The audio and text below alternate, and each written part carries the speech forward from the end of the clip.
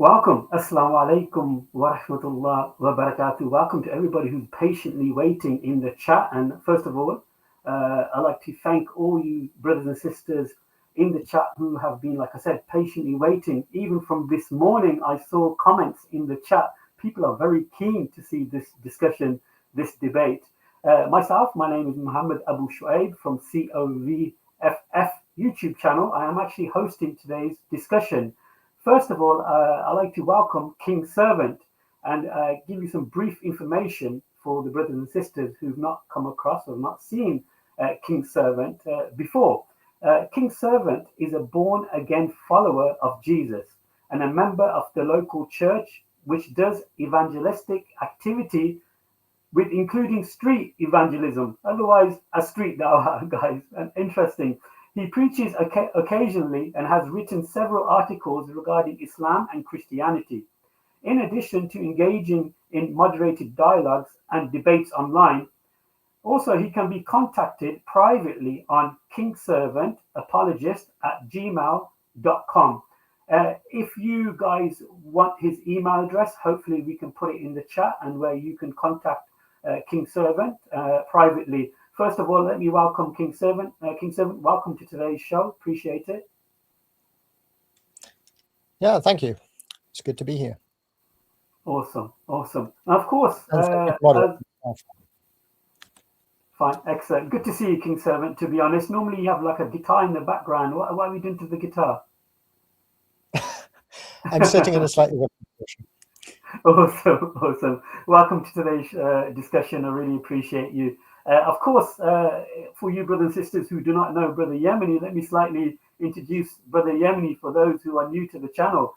Of course, Brother Yemeni is a da'i, a researcher, a polemicist, engaging in comparative religion and intra-Islamic discourse. His work prioritizes Aqidah while also extending into specialized disciplines such as Ulum Quran. Hopefully I pronounced that properly. In collaboration with students of knowledge, he produces educational and debate content across multiple platforms, including his YouTube channel, yemenitefront, and also he's on TikTok under the same name. In addition to his academic and dawah efforts, he runs Rihatul Arab, which is a fantastic business, brothers and sisters, which he offers authentic Arabian oud and much more. I'll definitely recommend Brother Yemeni's oud selection is fantastic. And currently, actually, this particular week is 20% off. So I definitely recommend you, brother and sister, to check out the website. Of course, private correspondence can be made via contact email listed on his YouTube channel. Apparently, my audio is terrible. I'm getting some reviews in the chat. I do apologize, guys. It was working perfectly fine until we jumped live. Brother Yemeni, assalamu alaikum. Welcome to today's show. Wa alaikum assalam wa rahmatullahi wa barakatuh. I'm excited for this discussion, inshallah. Nice, beautiful. It's really good to see you, brother, to be honest. And I've hosted many debates between you two gentlemen, and I'll be taking more of a back seat on this discussion because these guys are real gentlemen. And even though there'll be fireworks, there'll be punches thrown and jabs and so forth, but it's still going to be a fascinating debate and back and forth. It's not going to be Joshua or Jake Paul. This is going to be a real discussion, a real fight. So stay tuned, guys. It's going to be very interesting. Let me just briefly give you the format of today's show. Each speaker, and starting will be the Muslim speaker, Brother Yemeni. He'll have 30 minutes opening presentation. Then he'll have 10 minutes of one rebuttal. Then the second part will be 7 minutes, 2 rebuttals. So it'll be 7 minutes and there'll be 2 rebuttals from each side. Then there'll be a 10-minute cross-examination times 2, which is going to be quite interesting. Let me just warn you now, brothers and sisters. And the reason I'm warning you, because we want to keep the discussion in the chat polite and respectful. The back and forth, the 10-minute cross-examination will get heated. And unfortunately, I might have to step in just to calm it down a bit. And of course, we've got the last 5 minutes in conclusions. And again, each speaker will have 5 minutes to conclude their discussion. Then it will be a beautiful opportunity for the audience to ask questions. So my advice is to get your questions nice and early. I would definitely say just after the 10-minute presentation from each side. We will be only taking written questions. So when you write a question in the private chat, please write who is it for, okay? Who you're addressing the question to. So without any further ado, any more talking or any more monologue for myself, Brother Yemeni, you will be opening your first presentation with 10 minutes. And then, of course, King Servant will have his 10 minutes of his opening presentation. I will actually drop down now. And then as soon as you start speaking from your presentation, I will start the 10 minutes. And of course, you are also fully in your rights to have a timer for yourself to time it, and also King Servant. I really appreciate that. Thank you very much, brothers and sisters. Please be patient and really take note of today's discussion. The title is, was Muhammad, peace be upon him, a true prophet of God? Jazakallah khair. Assalamu alaikum wa rahmatullah wa barakatuh.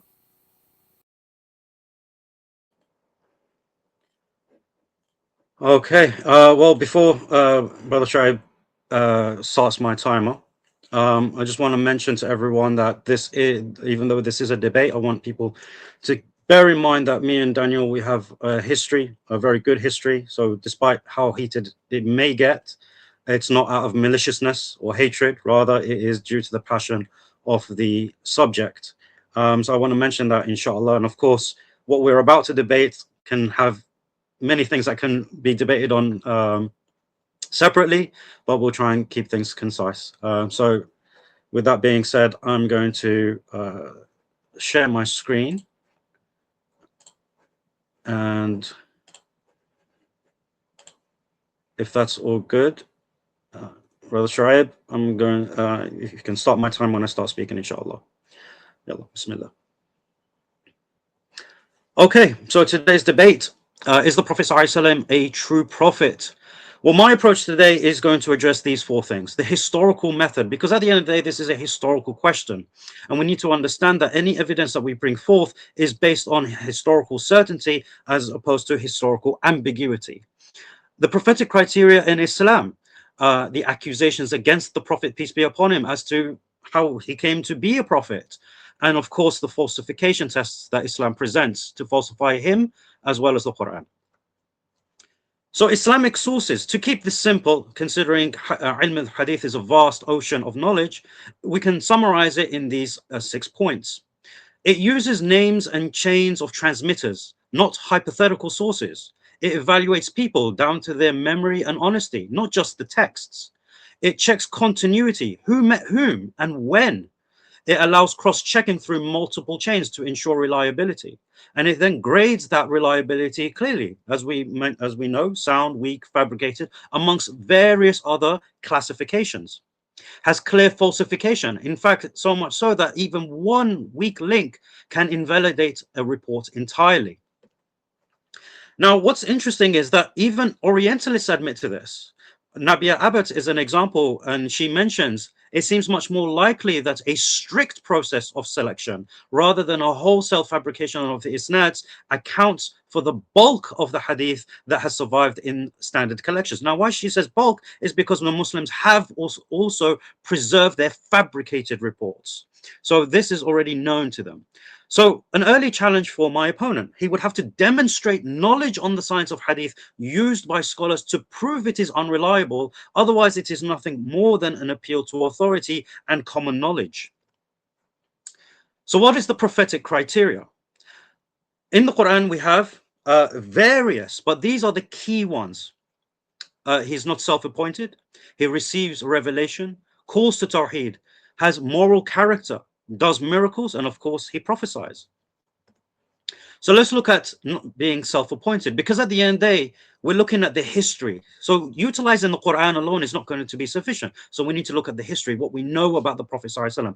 So we're only going to appeal to that which is authentic. And as it mentions in Bukhari 3, the angel came to him and asked him to read. And when the Prophet ﷺ said to him 3 times that I do not know how to read, thereupon the first 5 verses of the Quran were revealed. And calls to monotheism. This was the priority of the message. In fact, the entirety of the Quran, every verse of the Quran is based around Tawheed. And it shows here in this report when the Prophet ﷺ said Mu'ad to Yemen, he said to him, you are going to a nation from the people of the scripture, so let the first thing to which you will invite them be Tawheed of Allah. Now let's look at the moral character. Aisha radiallahu anha, the wife of the Prophet ﷺ, said that the character of the Messenger of Allah was the Quran. Now again, this is all well and good that his wife has said this, but what is the evidence that his character was indeed that of the Quran? So let's look at some historical examples. Forgiveness. He forgave the Jewess who poisoned him and anyone unless they transgressed religious law. In terms of respect, he was asking a young boy for permission to give drink to elders when it was the young boy's turn. Now, this usually doesn't happen even amongst our society. Good conduct with others. He never chastised a servant, even to the point of saying "uff" over his 10 years of servitude. Cheerfulness, meeting people with a smile. This was the nature of the Prophet ﷺ, very always smiling with the people that he met.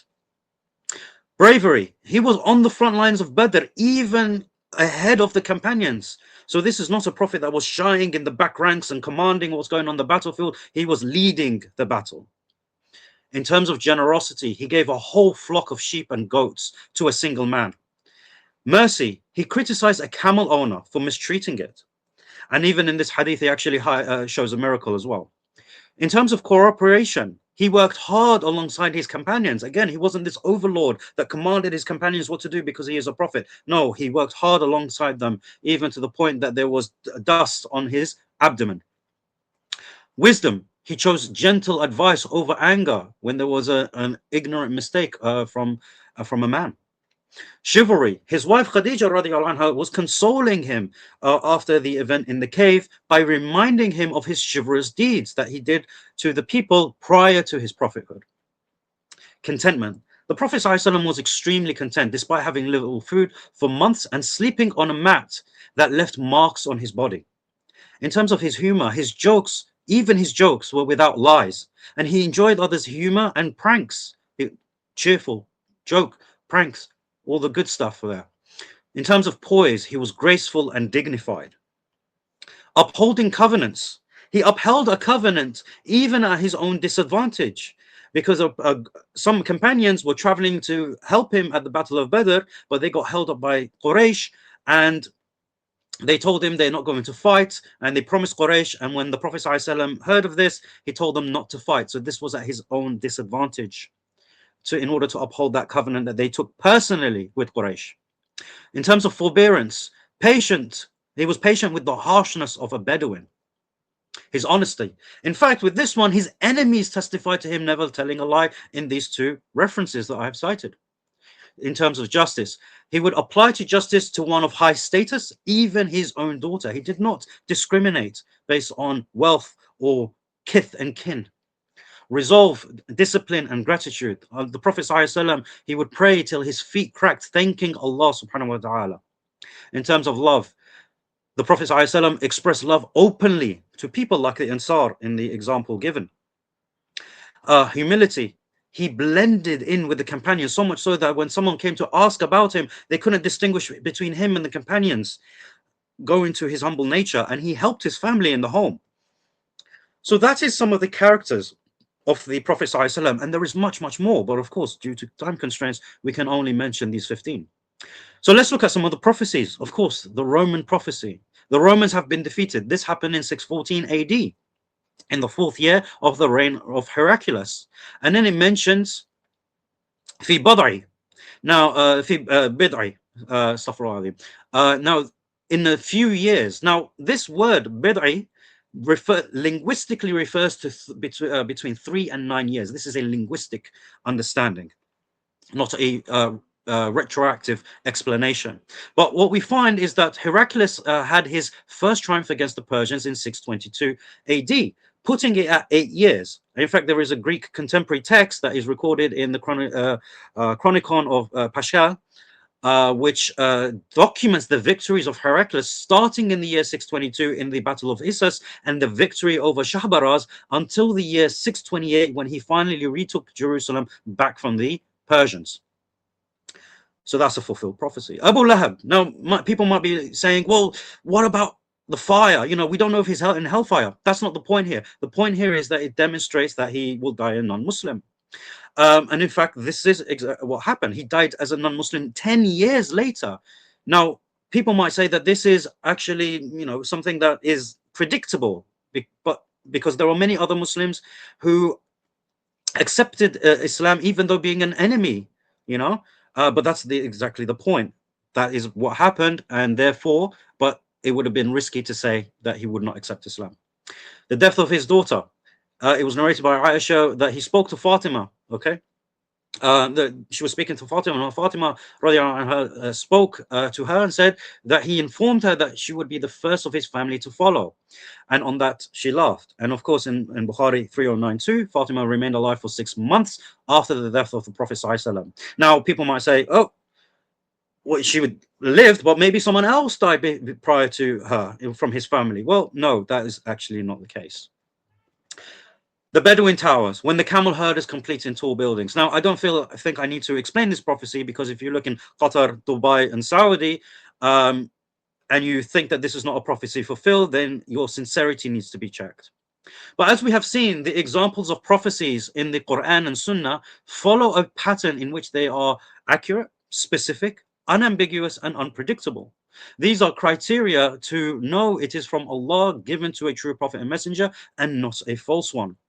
So let's talk about miracles now. Many people think that the Prophet ﷺ didn't do miracles. But besides the Quran in of itself, which is a miracle, we have these examples. The moon splitting, witnessed by companions, disbelievers, and travelers. The companions heard a meal glorifying Allah when being eaten by the Prophet, peace be upon him. The Prophet ﷺ multiplied food. The Prophet ﷺ also had water gushing from his hands to fill a vessel for wudu and drinking for the companions. The Prophet ﷺ commanded trees to walk and conceal him when he was relieving himself. And when he finished and the trees finished concealing him, he commanded them to go back to their places. The Prophet ﷺ healed the sick and injured. In the examples given, the Prophet ﷺ would place his hand over his wives and recite a supplication to cure their ailment.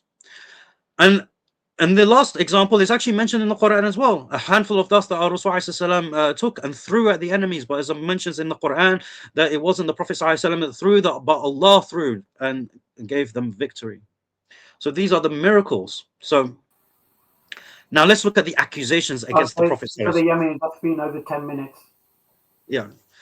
No problem. Accusations against the Prophet ﷺ. There were 9 accusations against the Prophet ﷺ mentioned in the Quran with regards to the origin of the Quran and his motives or the effects of that. They say he was a madman. To you who the reminder is revealed, you must be insane. Well, the response is very simple. No messenger came to the people before them except that they accused him of being a madman or a magician. In fact, there is no evidence of him being mentally unstable. Rather, when you look at the Quran, it doesn't strike you as the ramblings of a madman.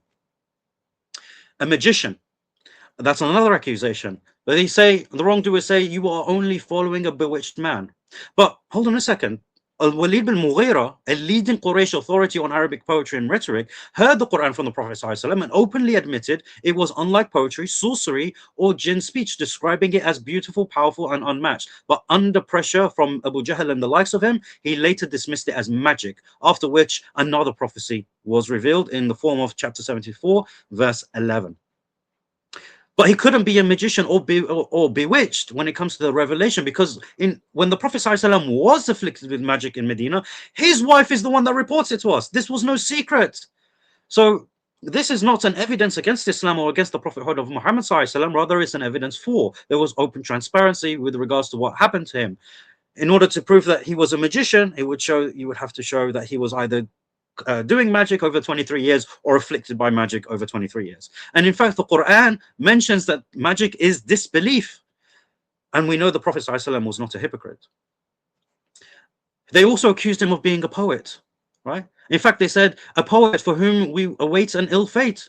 And the response to that was say, keep waiting. I too am waiting with you. Now reflect upon this and you will see that this is a powerful response, almost like a challenge. And again, we'll quote what Al-Walid bin Mughira actually said. What can I say? For by Allah, there is not a man among you who knows poetry better than me, or is known more knowledgeable about a poem better than me, or about the poetry of the jinn. By Allah, what he says does not resemble any of that. By Allah, indeed, his speech has sweetness, and indeed upon it is beauty. Its upper part is fruitful, and its lower part is abundant. It rises above all else, and nothing rises above it. That's what he said about the Quran.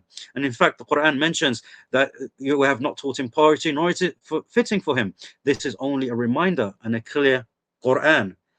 Why did I mention that verse? Because this is exactly what is mentioned in the history. In fact, it shows that the Prophet ﷺ was the most hateful speech to him, except that he used to recite a verse from the brother of Al-Bashir, and he would make its ending of Qatada, make his ending its beginning and its beginning its end.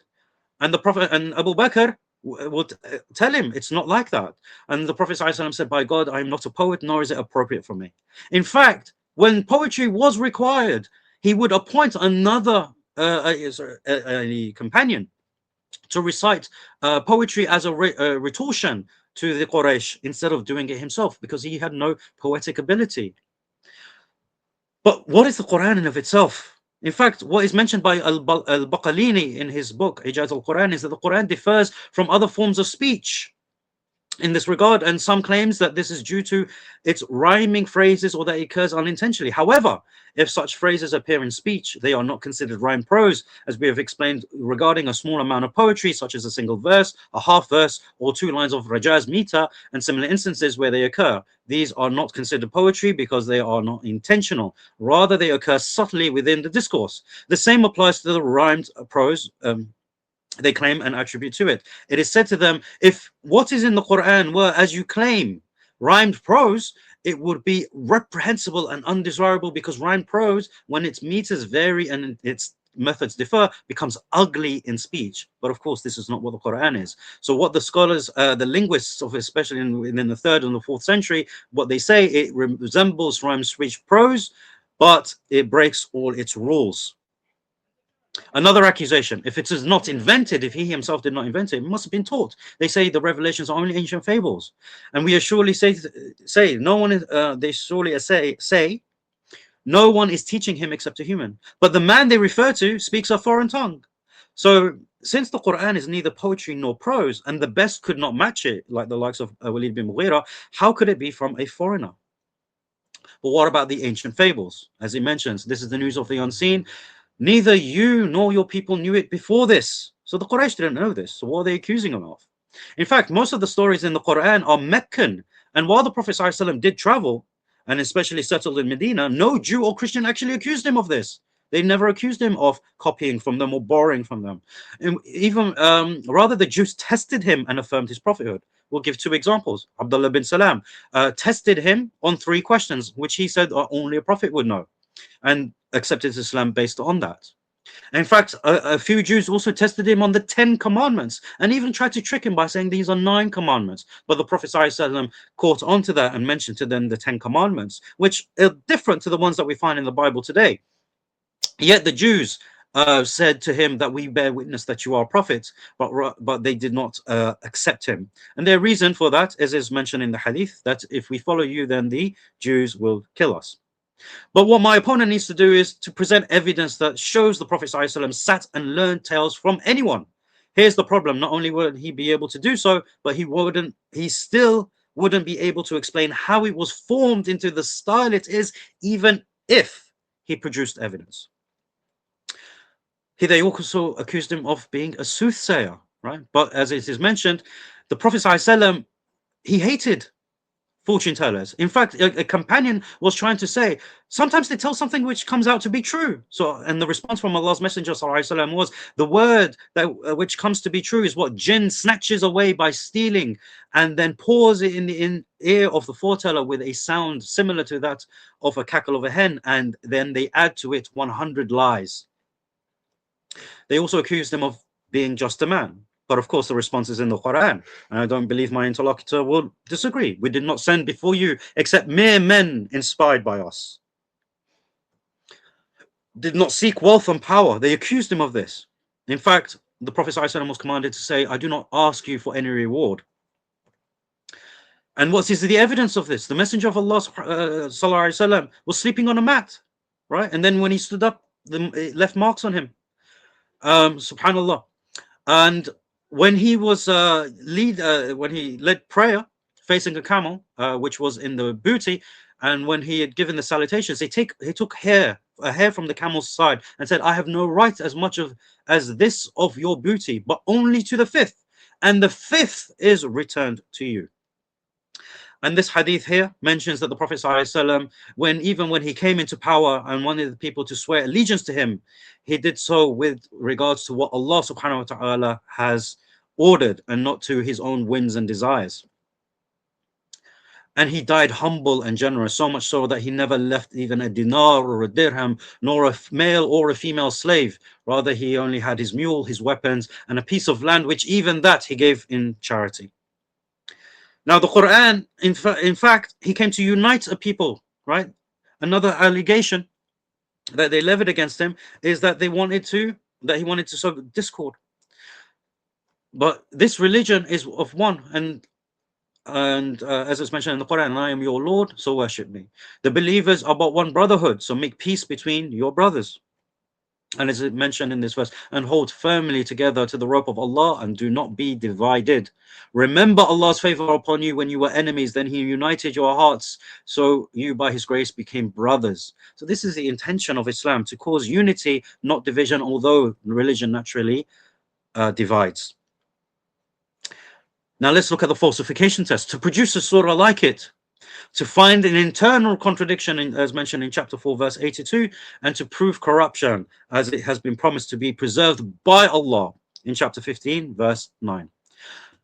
So let's look at producing a surah like it. Now the Quran, as we have explained, is neither prose nor poetry. In fact, the Quran is its own genre.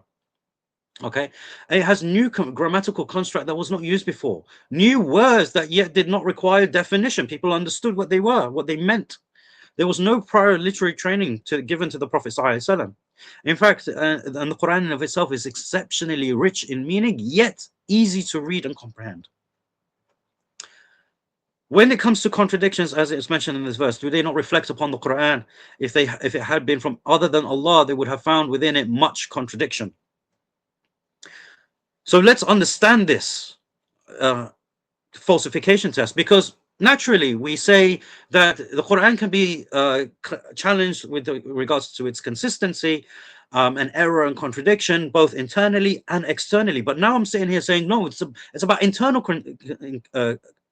consistency. So let's explain this. The Quran's challenge is about internal consistency, because external claims regarding history, science, philosophy, and etc. depend on changing interpretations and human knowledge, whereas internal contradictions would be objectively demonstrable from the text itself, and would directly falsify its claim of divine authorship, because now there is no faff about how this could be interpreted and whatnot. But let's look at why this is also a serious falsification test. Because you could be like, well, there are other texts that are internally consistent. But yeah, we agree. But unlike human written works, the way they become internally consistent is through these four methods: drafts, edits, revisions, and later corrections.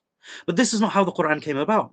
The Quran, once it was delivered and completed in terms of its revelation, there was no revisions. There was no retractions after the fact. There was no later harmonizing edits.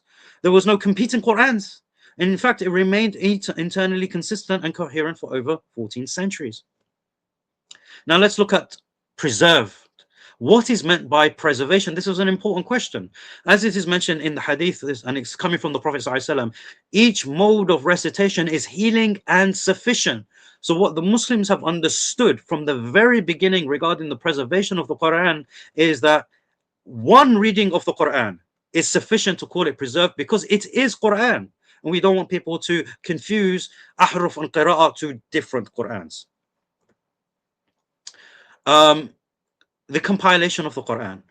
We have the sources that mention to us that Abu Bakr was the first to collect the Quran, and this happened 7 to 8 months after the demise of the Prophet ﷺ.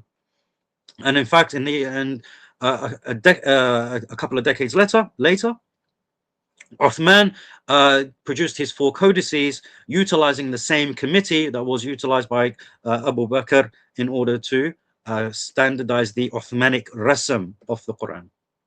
So we can summarize it in these 4 points. The initial revelation, the Quran was revealed with a single dialect or harf, and that was the dialect of Quraysh.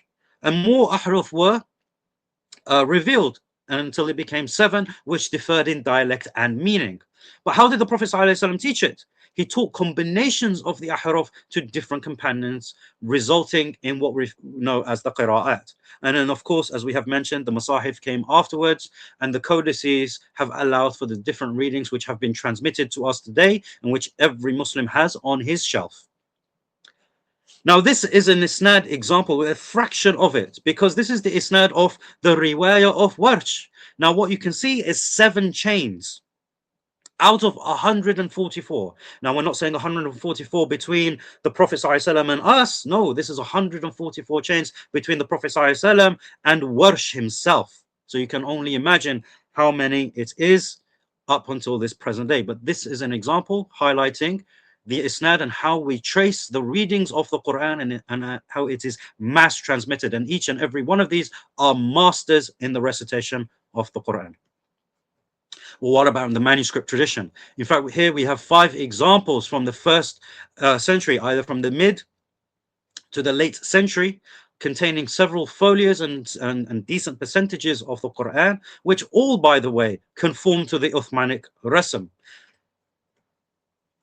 So what must my opponent do tonight? Now, if he chooses to approach this debate from externally, what he must do is provide evidence that our historical method to establish the history of the Prophet ﷺ and what he did and how the Quran was revealed is unreliable. And he must do that by demonstrating knowledge on hadith literature and hadith science. He must also provide clear evidence that his theology is correct, as opposed to the Jews, to judge the Prophet ﷺ on theological continuity if he chooses to go down that path. He must also provide clear evidence that the Prophet ﷺ doesn't meet the biblical criteria without utilizing double standards within his own criteria. And he must also prove that Jesus came with the final revelation and scripture with no prophet to come that would provide revelation or scripture that conflicts with that which we find in their scriptures. But this is if he chooses to approach it externally. But if he chooses to approach it internally, this is what he must do and what I expect to hear from him in his rebuttals and even in his opening statement. He must disprove the upright character of the Prophet ﷺ. He must provide false prophecies, even one. And we're not talking about unfulfilled prophecies like eschatological prophecies. No, things that are completely false. Disprove his miracles. Prove to me that he didn't do these miracles. Provide evidence of the accusations against him to be true. It doesn't have to be all of them. Could be even one of them. To debunk the linguistic falsification of the challenge. I'm sure he will have a difficult time with this because it requires extensive knowledge of the Arabic language. But he can also approach it from the internal consistency of the Quran and actually falsify that. Now, of course, he has to ensure that he is going into the context and not just falsifying it from a superficial reading of the Quran. He has to demonstrate knowledge of these verses and then provide a coherent argument as to their internal inconsistency. And he has to prove the Quran is not preserved, which and all of these are impossible tasks that I've set before him. And after a fraction of the evidence that we as Muslims have has been presented. With that being said, I conclude my opening statement and I hand it back to you, inshallah. Jazakumullah khairan.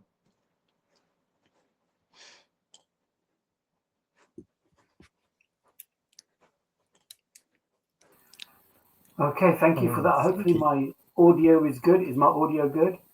Yeah. Fantastic. Thank you for that presentation, Brother Yemeni. And I do apologize, I interrupted on 10 minutes, thinking that your opening presentation is for 10 minutes, but King Servant politely reminded me that it's actually 30 minutes. Thank you for that, King Servant. I really appreciate your cooperation. Also, I'd like to mention that King Servant has got rights and the opportunity to have and download this debate onto his own channel. So of course the permission has been given to King Servant to upload it onto his own channel. So please keep that in mind. Also, I really appreciate the mods for keeping everything in order in the discussion. We don't want some of this negative comments in the chat, and unfortunately we get that even from Muslims. So please, thank you for the moderation and keeping everything top quality. Absolutely fantastic. Without further ado, I will be stepping down, and then hopefully King Servant can start his 10-minute presentation. 30 30 minutes. See what I mean, guys? Here we go again. So I'm going to drop down and then hopefully give your presentation for 30 minutes. Thank you very much. Okay, so of course sorry, I'll just restart my time. So I know how long I've got. Right, I'll start now. So the question before us today is, of course, was Muhammad a true prophet? Now, for myself as a Christian, if I were to use the Christian criteria as found in the Bible, this is an extremely straightforward question to answer. The biblical perspective on Muhammad is that the one who denies the Father and the Son is the Antichrist. It also says in the New Testament that if we or an angel from heaven should preach to you a gospel contrary to what we have preached to you, he is to be accursed. This would obviously apply to Muhammad. Anyone who has ignored the law of Moses is put to death without mercy on the testimony of 2 or 3 witnesses. How much more severe punishment do you think he will deserve who has trampled underfoot the Son of God and has regarded as unclean the blood of the covenant by which he was sanctified and has insulted the Spirit of grace? That's Hebrews 10:28-29.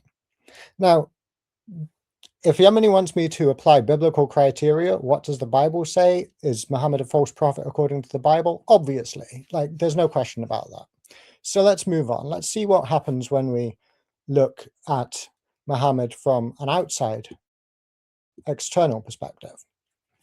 For the sake of comparison, consider the character of Robin Hood. Let's say we were debating the topic, Robin Hood was the best archer ever. According to the sources on his life, he clearly was. He is presented that way. And these stories not only present him that way, but they include real people and places, such as King Richard, Prince John, Sherwood Forest, and Nottingham, and so forth. However, it's widely recognized that there's far too much room for legendary exaggeration, that is about 150 to 200 years before the earliest sources on his life, for us to draw a conclusion like that. Indeed, scholars debate his very existence. He may have been based on a real person, but we don't have enough to draw this kind of a conclusion. So who was Muhammad? He's only mentioned 4 times in the Quran, which tells us almost nothing about him using that book alone. The earliest surviving biography of Muhammad comes from Ibn Ishaq, which was 120 years after the traditional date of Muhammad's death. But we don't have that. What we have comes instead from Ibn Hisham, from about 833 AD. He removed, in his own words, things which it is disgraceful to discuss, matters which would distress certain people, among other things. We can only guess what those might have been, apart from perhaps reports elsewhere. To read it, it appears like fantasy. It includes things like pagans torturing beetles until they confess belief in pagan goddesses. I'm not saying this because I reject miracles, but I think even a Muslim and a Christian can agree that this kind of a suggestion is quite actually absurd. But not only that, it includes miracles and other stories that seem to be directly copied from the Gospels. And it seems to follow it in terms of its format as well. It begins with his genealogy, like Matthew and Luke do. His birth and name are announced to his mother in advance. It even includes a star and an equivalent of the wise men at his birth. However, this is generally not considered reliable by Muslims as well as Christians, even though they must use it or similar biographies to piece together events in Muhammad's life. So what do Sunnis consider reliable? The Hadith collections, you can see the dates of the collections there, ranging in general from 200 to 300 years after Muhammad. That's, of course, the date of the collection. I'm not arguing that they were all invented at that point. And then you have the manuscripts ranging from 1000 onwards. I'm making an exception for the Muwatta of Ibn Malik. If we want to discuss that at a future point, we can. Of course, there are narrations found in there, also found in other Hadith collections. That comes from about 150 plus years after Muhammad. Sahih Bukhari is a good example of a Hadith collection.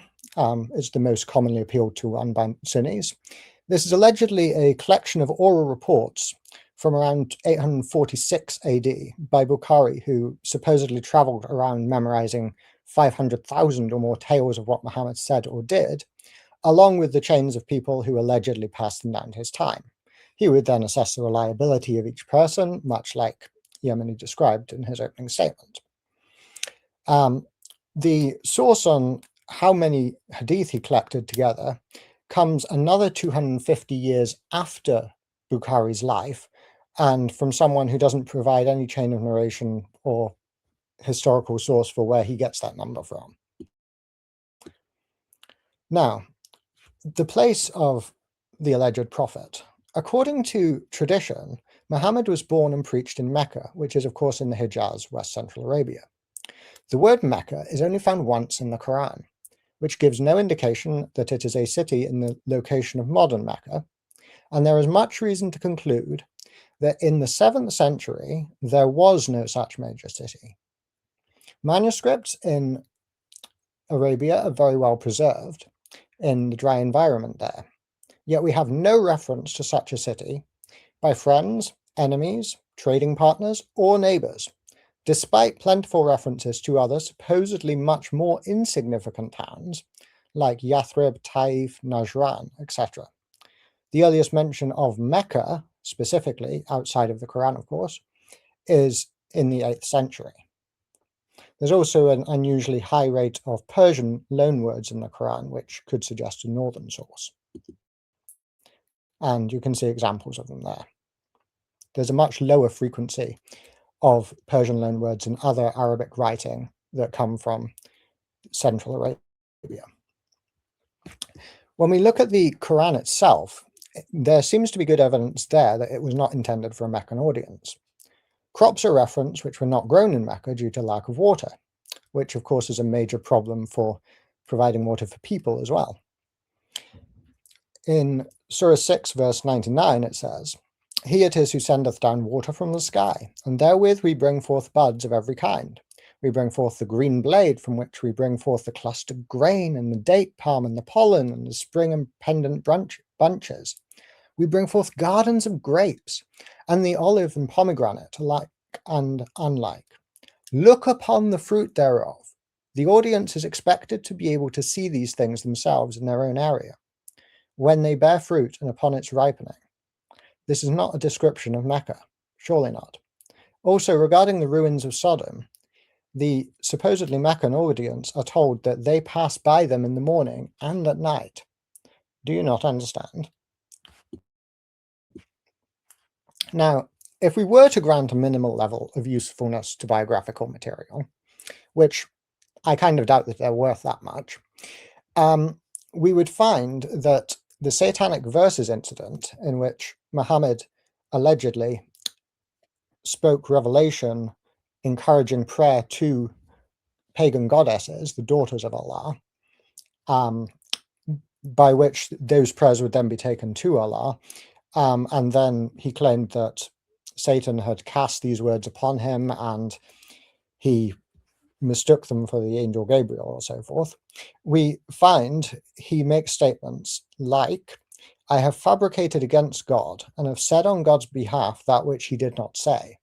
And I have obeyed Satan and spoken his words, and he has become a partner in God's matter with me." This, of course, is said in one way or another, depending on which report you choose to go with. I'm not arguing that any of them are reliable, but what we do find is, as Shahab Ahmed notes in his book Before Orthodoxy, it is a fact that the Muslim community in the first 200 years pretty much universally believed the Satanic verses incident to be true. This therefore meets the criteria of ijma, that is, under the Sunni doctrine, that the scholars of Islam cannot unite around error. However, in the early Muslim community, they did unite around agreement on the Satanic verses before doctrines changed and it became more and more rejected over time. Interestingly enough, there is a narration from Bukhari. I don't pretend I think it actually goes back to Muhammad, but of course, my opponent is bound to Sunni orthodoxy, which requires that the best people are those of the earliest generations of Muslims. So it was an agreement among the best of Muslims compared with an agreement that exists in contemporary Islam, that this did not take place. Now, we've got to ask the question, were the revelations that Muhammad supposedly got influenced by his own desires? It certainly looks like it if you look at the literature surrounding the supposed revelation of the Quran. Again, this is all relying on literature which is really far too late to be taken seriously, but if we do consider what it says, we find things like this. The incident of Mary the Copt, where there was a slave girl with whom Muhammad used to have intercourse, but Aisha and Hafsa wouldn't leave him alone until he said that she was forbidden to him. Now, instead of keeping his word and leaving his slave girl alone, he got a revelation from his God, supposedly, saying, O Prophet, why dost thou prohibit thyself that which Allah hath made lawful for you, seeking to please your wives? It then continues, Allah has ordained for you the dissolution of your oaths. It may be that this is directly speaking to Muhammad's wives.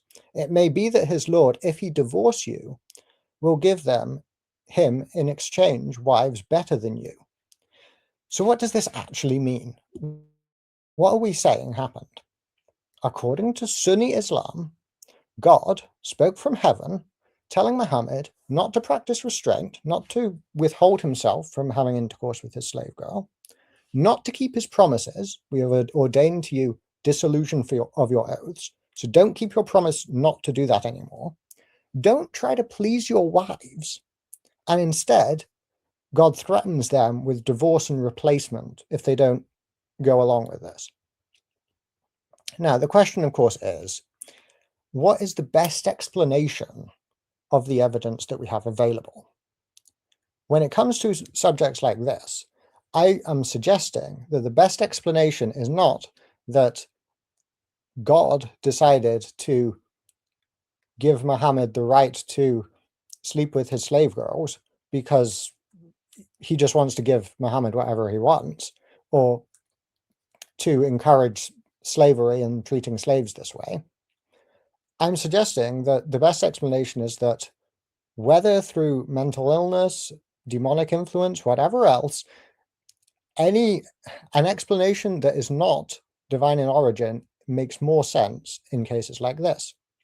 And I would go further and suggest that when we look at the whole corpus of the hadith, the picture that we get is not just the flowery one that Al-Yemeni painted for us. Admittedly, he is relying on authentic hadith by Sunni standards. But when we look at everything that's available, the best explanation of these things is that some look more obviously made up than others. Others are less likely to be the kinds of things that Muslims would make up. And what is the best explanation as a whole? That Muhammad is not a true prophet, but instead he is getting his revelations from, in some sense, his own desires and his desire to fulfill them. Similarly, with the case of Zainab.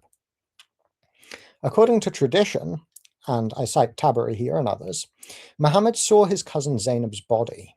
She was married to his adopted son, and when he saw her, he exclaimed out loud, revealing his desire for her to her. When her husband Zayd heard of this, he offered to divorce her for him, that is, for Muhammad. Muhammad refused. I would say it was the right thing to do. This incident nevertheless led to their divorce anyway, and God rebuked Muhammad for not accepting Zayd's offer and admitting his desire for his wife. The explanation in the Quran is that this was to show Muslims it's okay to marry their adopted sons' wives after they have divorced them. You can read this in chapter 33, verse 37. Shortly afterwards, in Surah 33, verses 4 and 5, the Quran, of course, isn't in chronological order, of the Quran, which is titled Abolition of Adoption by Ibn Kathir. Some Muslims have attempted to water down what this actually entails, but Ibn Kathir is quite straightforward about what it is. Adoption in the community was ended, making that reason completely useless since adopted sons no longer existed. But it actually gets worse, because the original marriage between Zainab and her first husband Zayd took place against Zainab's will, and it was only finalized after Muhammad's God again stepped in earlier, telling her not to resist whatever he decides and to go into this marriage anyway. This is recorded in the 36th verse of the same chapter. It does not behove a believer, male or female, that when Allah and his messenger have decided an affair, that they should exercise their choice. And whoever disobeys Allah and his messenger has strayed to manifest error. And you can see some citations for that here. So let's summarize. I don't want to get lost in details. According to Islam, God again spoke from heaven, forcing Zainab into a marriage she didn't want to Muhammad's adopted son, then rebuking Muhammad for hiding his desire for her, following that up with insisting that this same woman marry Muhammad instead, so that Muslims know it's okay to marry their adopted sons' wives after they've been divorced. And then he declares adoption abolished. This is what God did, according to Islam. What is the best explanation for that? Is it that this is actually the case and this is actually what happened? Or is it, assuming that the story has any authenticity at all, that Muhammad is being led by what he wants? If he wants her to marry his adopted son, he gets a revelation saying that. If he wants to marry her, he gets a revelation saying that. If it's a little bit awkward because she was his adopted son's wife, he gets a revelation getting rid of adoption. Is this a coincidence? Or is the better explanation that these revelations are not coming from God? This hardly needs much comment from me, but the Quran rebukes people for annoying Muhammad by not leaving immediately after they've had a meal at his home. And it also forbids people to speak to his wives except under particular conditions and so forth. The indication that this is to please Muhammad is quite blatantly sitting there in the text. Now, we have the interesting case of Muhammad's scribe. He himself apparently is a source of the Quran, at least according to some reports. It's written that when Muhammad dictated to him, who heareth and knoweth all things, his scribe would write it, all-knowing, all-wise. And this resulted in his scribe doubting and leaving Islam. Then, he said, if Muhammad gets inspiration, then I get inspiration too. And if Allah sent him his revelation, then I was sent the same thing. In other words, if Muhammad's a prophet, I'm just as much a prophet as he is. And I'm no prophet, so I'm out of here. Another case referring to the same man. The messenger of Allah invited him once so that he could write something. And we have a case where Abdullah was apparently amazed by a particular detail in the Quran and added, so blessed be Allah, the best to create. The messenger of Allah said, that's how it was revealed to me. So Abdullah doubted then and said to himself, if Muhammad were truthful, then I was revealed what he was revealed. And if he were a liar, then I said what he said. This resulted in him, of course, leaving Islam. Yes, there are reports of him returning to Islam under pressure for his life, but when he has the option, he chooses not to be Muslim. Now, we also find record that Muhammad was accused of repeating anything that he heard and believing whatever was being circulated. Yemeni did touch on this, but we'll no doubt get into this in more detail. It was said of a particular individual that it was him who said Muhammad is all he is. If anyone tells him anything, he believes it. And there happens to be a revelation directed at him as well for saying such a thing about Muhammad. The Quran records that Muhammad was, or the author of the Quran, whoever that is, was accused of producing nothing but tales and fables of the ancients. It's interesting that a pre-Islamic poet, at least according to Islamic tradition, came out with exactly the same thing, the saying of the moon splitting that is found in the Quran.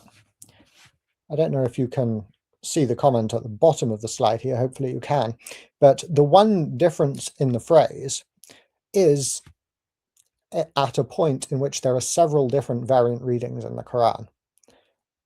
Variant readings is what they are. The origins I'm not commenting on, at least at this point.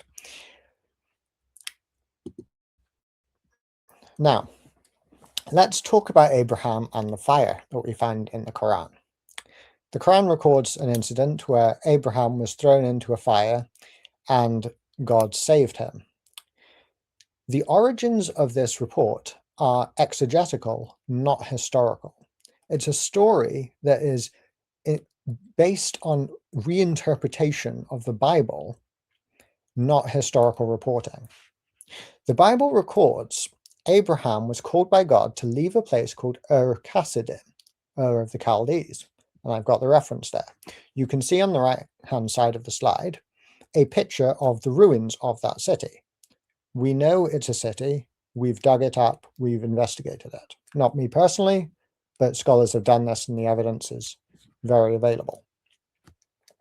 Now, Nimrod was identified as Zarathustra by ancient Greeks. According to tafsir on the Quran, and I think there's a virtual consensus among tafsir, that Nimrod is the one who threw Abraham into the fire. But he was identified as Zarathustra by ancient Greeks. That goes back a long way. Using the similarity between the Hebrew word or, which means fire, and the name of the city that he was taken out of by God, as a polemic against Zoroastrianism, rabbis theologically expanded what the Bible said into the idea that Abraham survived being thrown into a fire by Nimrod. So we know the origins of this story. We know where the idea that this took place comes from. It doesn't come from history. It doesn't come from any attempt to reconstruct what actually happened based on what people saw, what they've written down, or anything that was produced by a person claiming to have this knowledge from God. It was produced by rabbis in order to attack Zoroastrianism. That's where this story developed from. And yet it is presented as if it were historical fact in the Quran. Therefore, whoever brought this supposed revelation from God is a false prophet. And I'll certainly grant, for the sake of argument, that was Muhammad. You can see here, Yeshai Kyle, in his article, Abraham and Nimrod in the Shadow of Zarathustra, writes, "The motif of Abraham's miraculous deliverance from a fire is completely absent from the Hebrew Bible. It's not found in the earliest sources on Muhammad's life, by a long shot. Although supposed scriptural traces of this motif were delineated by Second Temple exegetes." Now, in case the audience doesn't know what that means, Second Temple exegetes, that is essentially around the time of Jesus. You're talking well over 1,000 years after the events took place. Using these earlier pieces of tradition, rabbinic and Islamic authors attempted to weave together a coherent narrative telling the story of Abraham's miraculous emergence from the fiery furnace. And you can see here where Nimrod, the son of Cush, is identified as Zoroaster by Epiphanius, who lived in approximately the year 400. In the so-called Tafsir of Ibn Abbas, of course, Ibn Abbas didn't write a Tafsir. This is a collection of reports that are narrated to him. Nimrod is identified as the one who threw Abraham into the fire. And here we have the report, or I should say the commentary that rabbis put together to attack Zoroastrianism, again citing Nimrod, who wanted to worship fire, sending Abraham into this furnace, but surviving by the power of God. Now, finally, let's talk about Alexander the Great and Dhul-Qarnayn. According to the Quran, the prophet of the Quran, let's call him Muhammad, was asked about the two-horned one, Dhul-Qarnayn. The Quran claims that he traveled to where the sun sets in a pool of water, and then he turned around and went to the rising place of the sun. He also built a wall between two mountains to keep out the tribes of Gog and Magog. Now, of course, here's where the source criticism comes in. The Syriac legend of Alexander records him building this wall, which is contemporaneous with or earlier than the Quran. There's no way that this could be derived from the Quran. And you can see on the right-hand side a 4th century BC coin showing Alexander with the horns of Ammon, which of course was an Egyptian god. So he was completely pagan, and that's what the horns are referring to, the horns of Ammon given to him by this pagan god.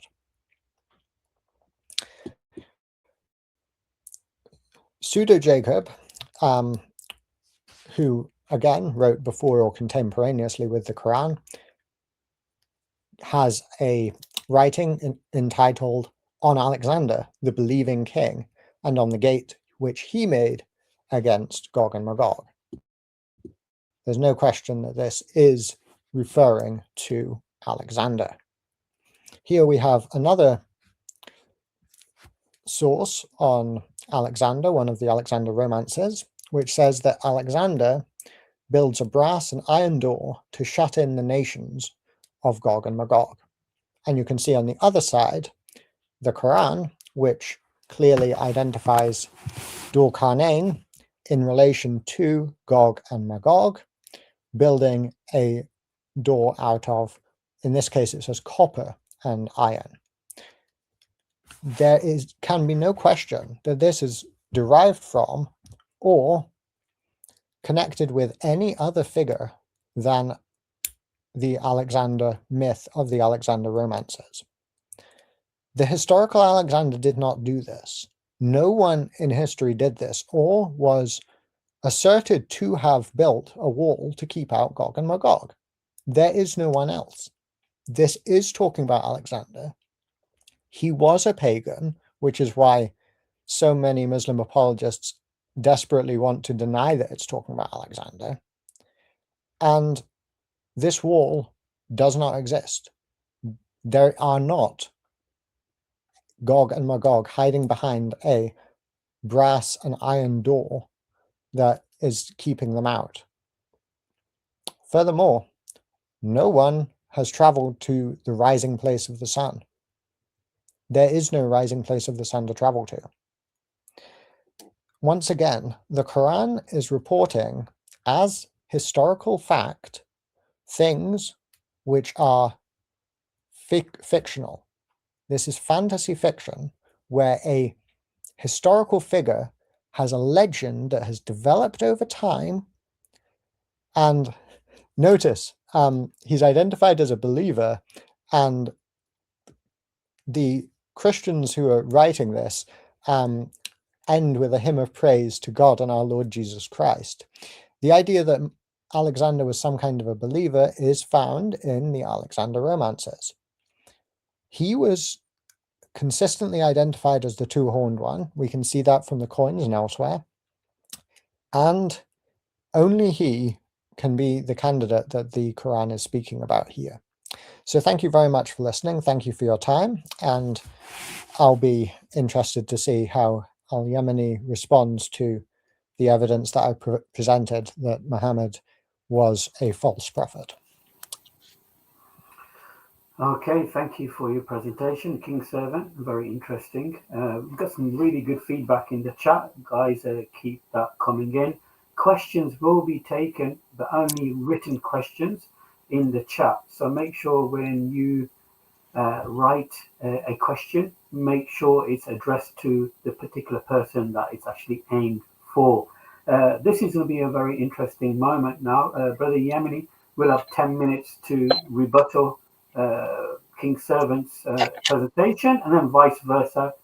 So brothers and sisters, stay tuned. We've still got some interesting rebuttals going to take place, and then of course we've got a cross-examination where I think it's definitely going to get warmed up and very interesting. So Brother Yemeni, you'll have 10 minutes to rebuttal the presentation, and vice versa, King Servant. So I'll be stepping down, and then you can continue.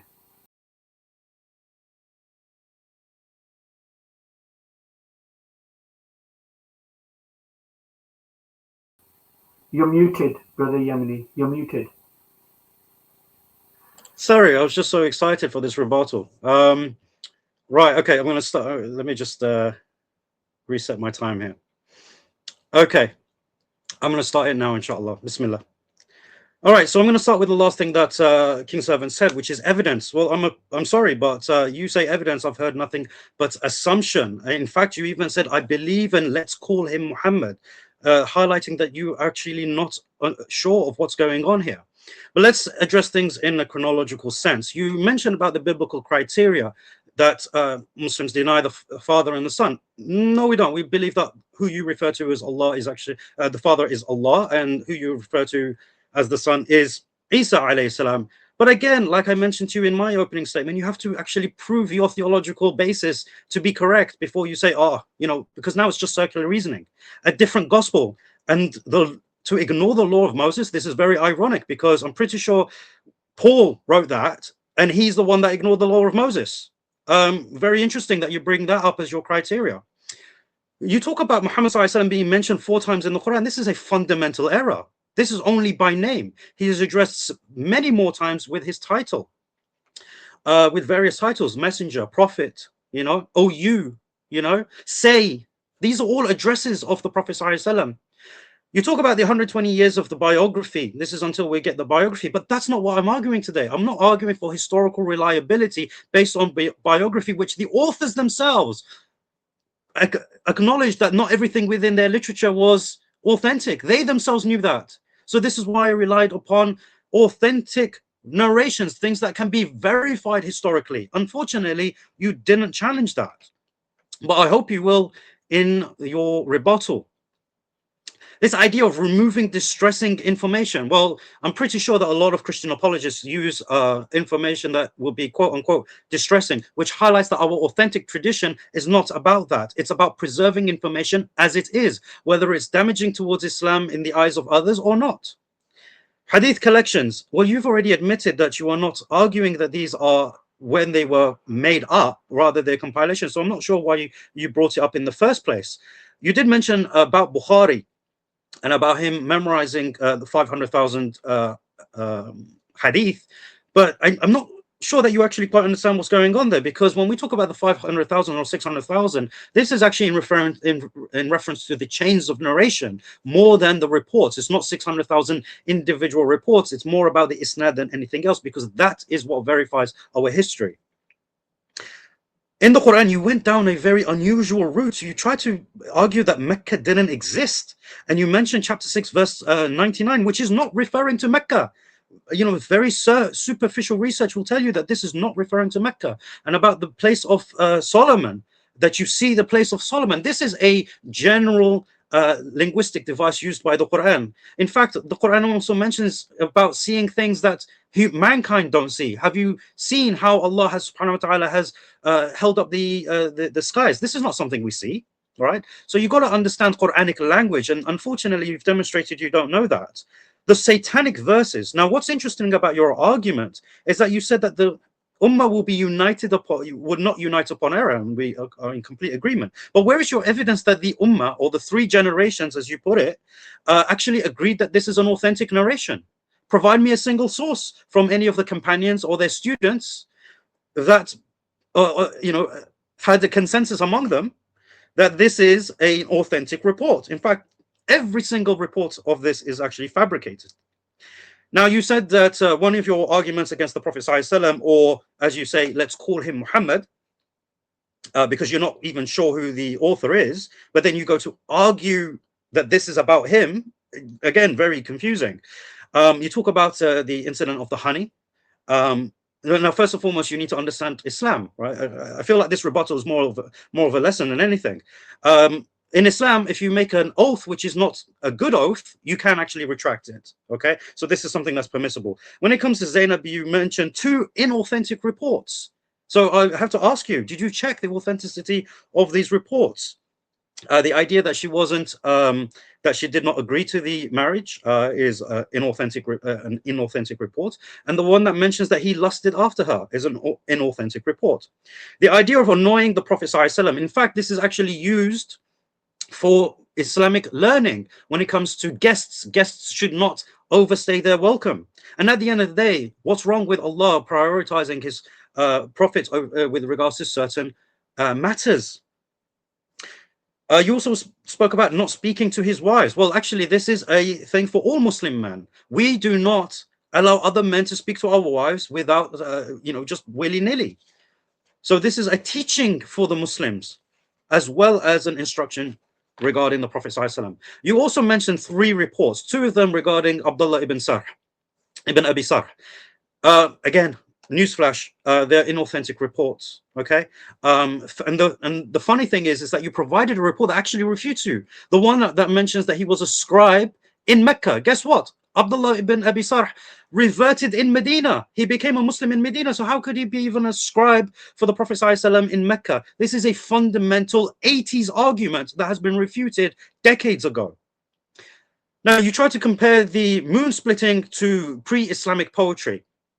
And you mentioned what is in the Qira'at. I'm not understanding the correlation there. You need to explain that to me. But with regards to its comparison with pre-Islamic poetry, you have a line. And even that, it's not the same thing, right? You have to demonstrate that that passage in the Quran is poetry, but you don't have the linguistic ability to do so.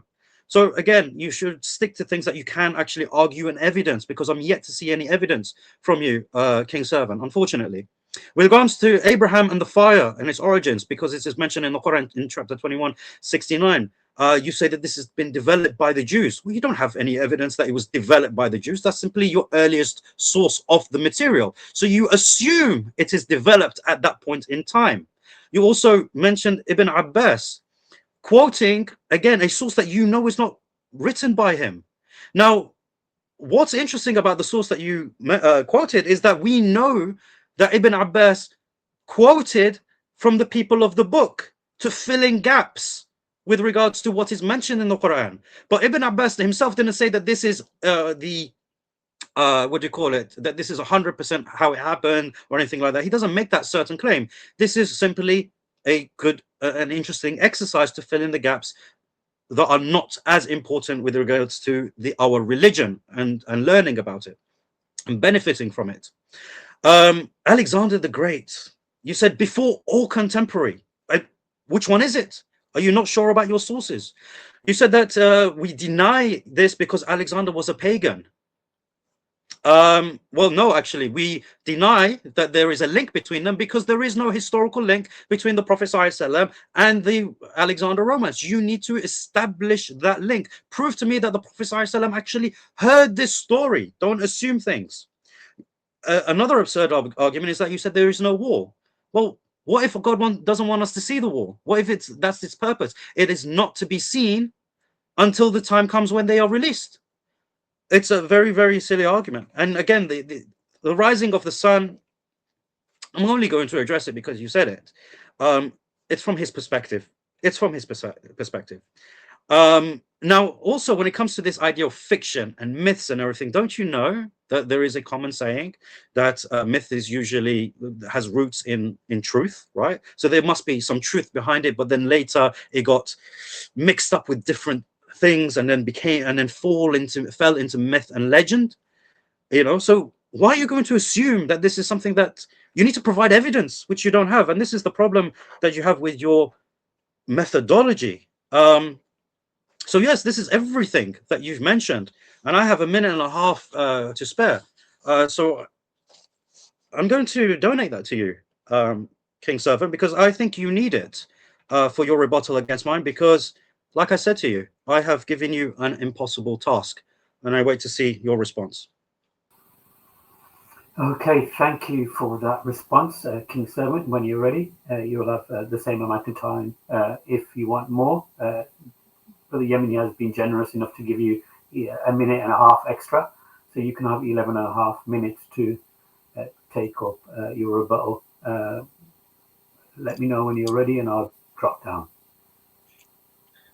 Yeah, thank you. If I could just bring my slides back up, because Yemeni did ask for some clarifications on what I had. I'd be happy to provide that. I'll just find the relevant slide before I begin, which would be slide 24.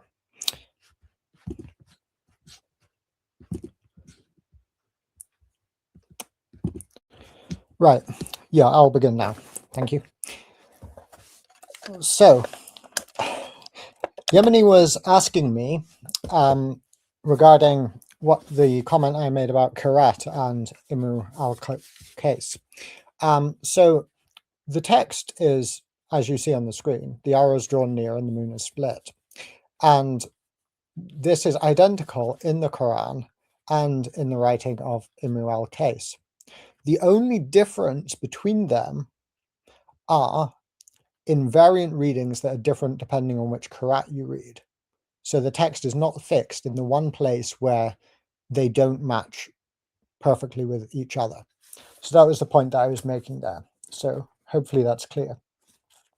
Now, obviously, there was an awful lot of material that Yemeni gave me, but I would begin by pointing out that the entire argument appears to rest on the idea that the traditional narratives of Muhammad's life are accurate. Now, if we go back to my slide, I said he's only mentioned 4 times in the Quran. I should have said by name. That's, of course, correct. But we also have the comments regarding the place of the Prophet Mecca, because I'm asked about why hadith are unreliable. The fact that the hadith do not match the archaeological record with regard to the place of Mecca in itself draws them seriously into doubt. The hadith present Mecca as if it were on a major trade route. Mecca was not on a major trade route. If it were on a major trade route, there would be reference to it by people who passed through who were trading. It would be mentioned by the same people who talked about Yathrib, Taif, and Najran. So I want to ask Yemeni, do you recognize that Mecca was smaller and less significant than Taif and Najran? Because if you do, and that explains the lack of evidence for it, it's not even mentioned until the 8th century by anybody outside one possible reference in the Quran, then the hadith that assume an entirely different historical narrative are not reliable. And if it was the trade center and trading route center that it's made out to be, why has nobody heard of it? Now, Muhammad, because he allegedly called to monotheism, this is apparently supposed to be evidence that Muhammad was a true prophet. But we find, according to the research of Ahmed al-Jalad, who has researched the epigraphy, that is the stone inscriptions in Arabia, that every single inscription past the 5th century that's the 5th century AD, was exclusively monotheistic in Arabia. So the entire narrative that he is preaching monotheism to a group of pagans who worship multiple gods doesn't fit the archaeological evidence. Now, that's something that needs to be dealt with. This calls the entire narrative of hadith and where they come from and their reliability into question. Now, he appealed to prophecies. First of all, where do you get the dating for when these prophecies were given? Islamic tradition. I don't accept Islamic tradition as authoritative. No non-Muslim does, unless they're already being influenced by what Muslim da'is are giving them.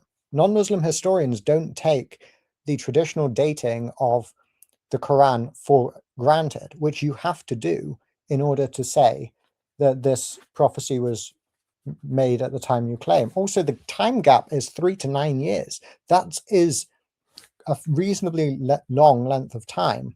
And there was a back and forth between the Romans and the Persians, one side winning and then the other side winning for many years. So that's not unusual. Then you have the question of the prophecy of barefoot naked shepherds building tall buildings. Well, you should look at what the rest of that hadith says. It contains things which are not fulfilled at all, if they ever could be. It talks about, I'm going to have to look up the reference. I'm not sure I've got time to do it right now. Perhaps I'll do it in my next rebuttal. But it records, oh, here we are, actually. 5 things which no one knows except Allah. It says that women will give birth to their mistresses. I don't know what that's referring to. And destitute shepherds competing in making tall buildings. Are they destitute? I don't think so. These things are very questionable when you actually look into the rest of what the text says.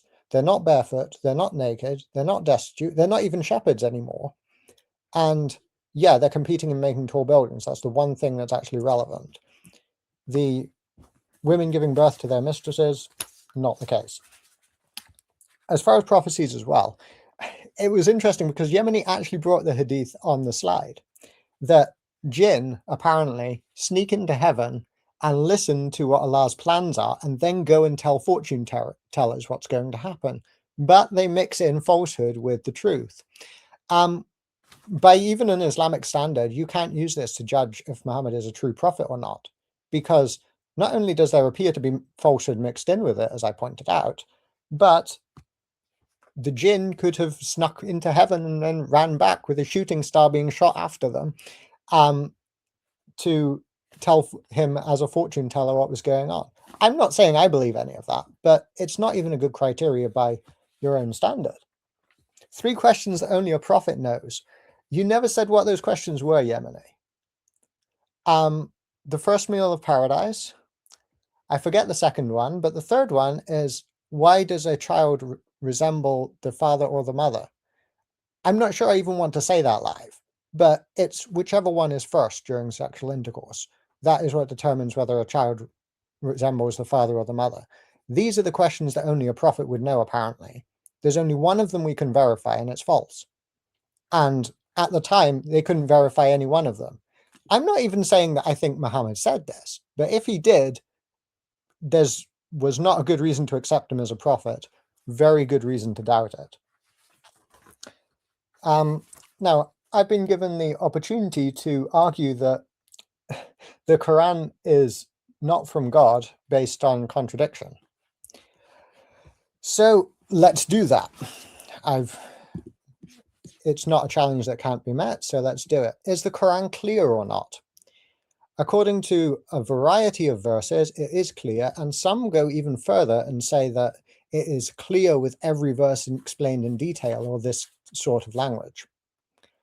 However, if you read chapter 3, verse 7, it says that the disbelievers focus on the unclear parts of the Quran, and it's only the mother of the book, whatever that refers to, that is clear.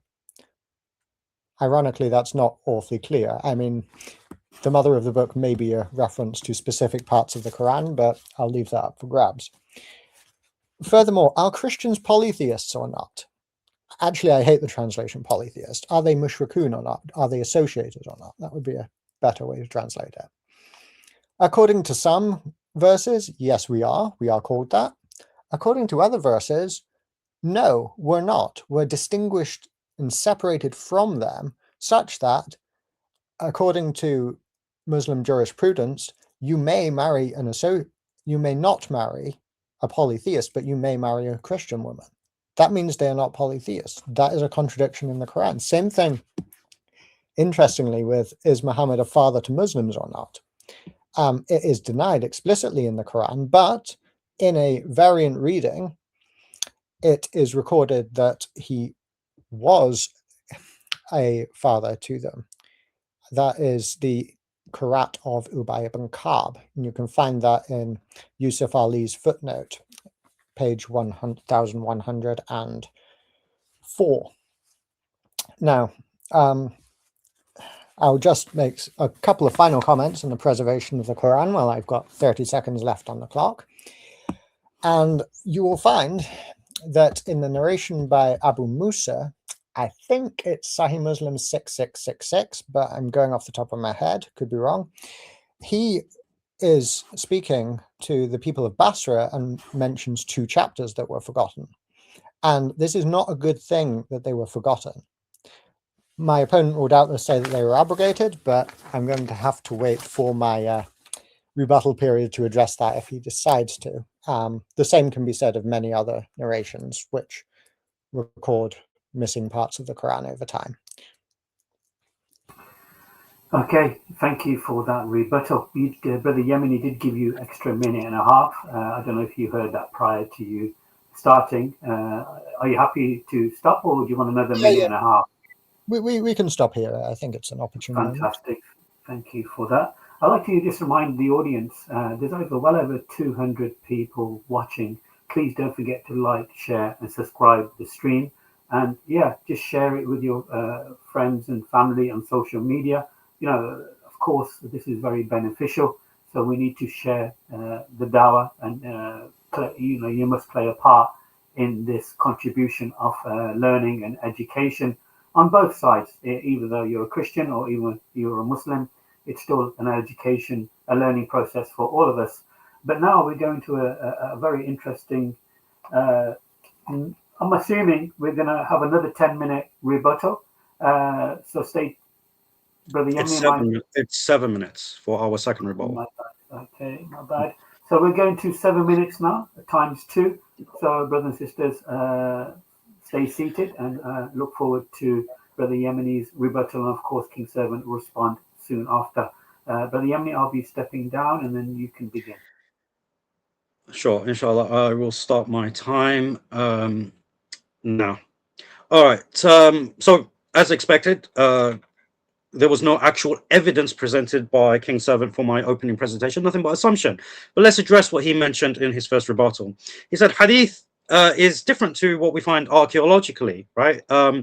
We don't have any mention of Mecca. Well, actually, Diodorus of Sicily in the 1st century BC mentions of a temple that was revered by the Arabs. Now, some people think this is referring to the Gulf of Aqaba because it mentions Gulf, but what King Servant actually needs to do is actually provide evidence of a temple that was revered by the Arabs at that time, other than Mecca. Also, pre-Islamic poetry. He actually used, I'm not place, but pre-Islamic poetry speaks about Abraha and the event of the elephant. Right, so if you're going to use pre-Islamic poetry, then use it, and that will demonstrate that there was actually something. And this is actually how we know the year of the birth of the Prophet ﷺ. He was born in the year of the elephant. We know this from pre-Islamic poetry.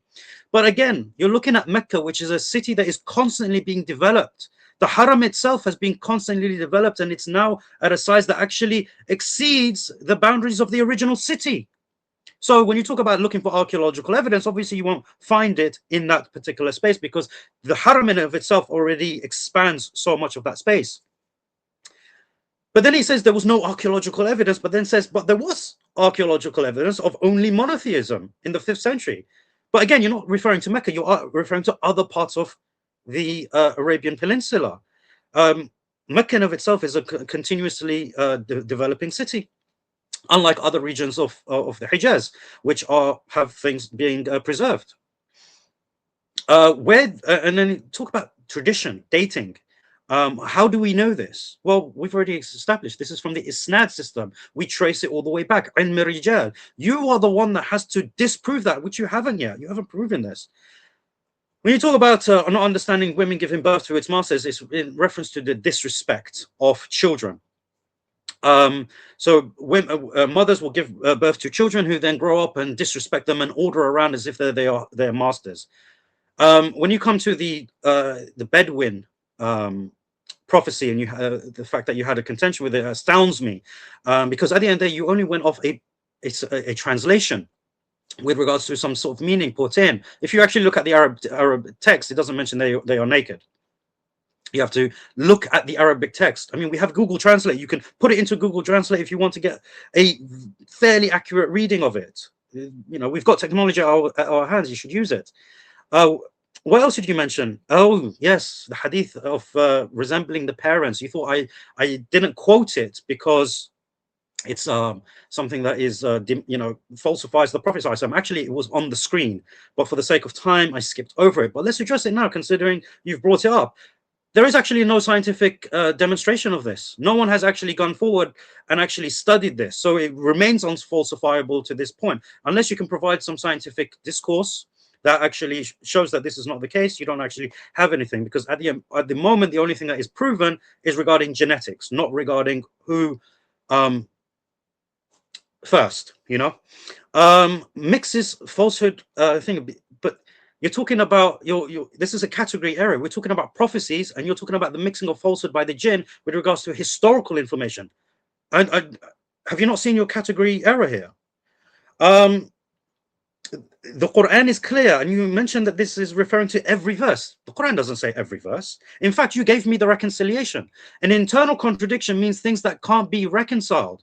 When the Quran says that this is a detailed explanation of all things, okay, and it refers to the interpretation, it explains that it is clear in its understanding that this is a clear Quran, and there is ambiguity to it, and the Prophet ﷺ is to explain it to us, and the Arabic language is there to use, right? These are all reconciliations of these claims. These are not contradictions. I think you need to understand what a contradiction is. Now, you mentioned another contradiction, apparently, which says that Christians are polytheists, but they also refer to them as the people of the book, and you can marry them. Therefore, they're not polytheists. No, it just shows that the Christians have a special place with Allah, despite being polytheists. That's why he refers to them as the people of the book, and therefore we can marry their women, and even that has its criteria. The woman has to be chaste. So in other words, Muslims take the best of the Christians, the Christian women, and we leave you the worst of the Christian women, the ones that are unchaste. Then you mention about the verses that have disappeared. Of course, I say it is abrogated. You have to prove that these are not abrogated verses, that they are simply things that have been forgotten, lost by accident, and not deliberately removed from the Quran during the revelatory period. That is on you to substantiate, not for me. And again, I'm left with a minute and 40 seconds. I don't know what to say anymore. I've rejected everything you've said. All that is left really to say is to reiterate my challenge to you, so that maybe you actually understand what you need to address in your next 7 minutes. If you're arguing externally, which you have, right, provide evidence that our historical method is unreliable. You touched on this a lot. Provide evidence, not speculation. Okay? In terms of the internal, you have to provide a false prophecy. You can't assume it.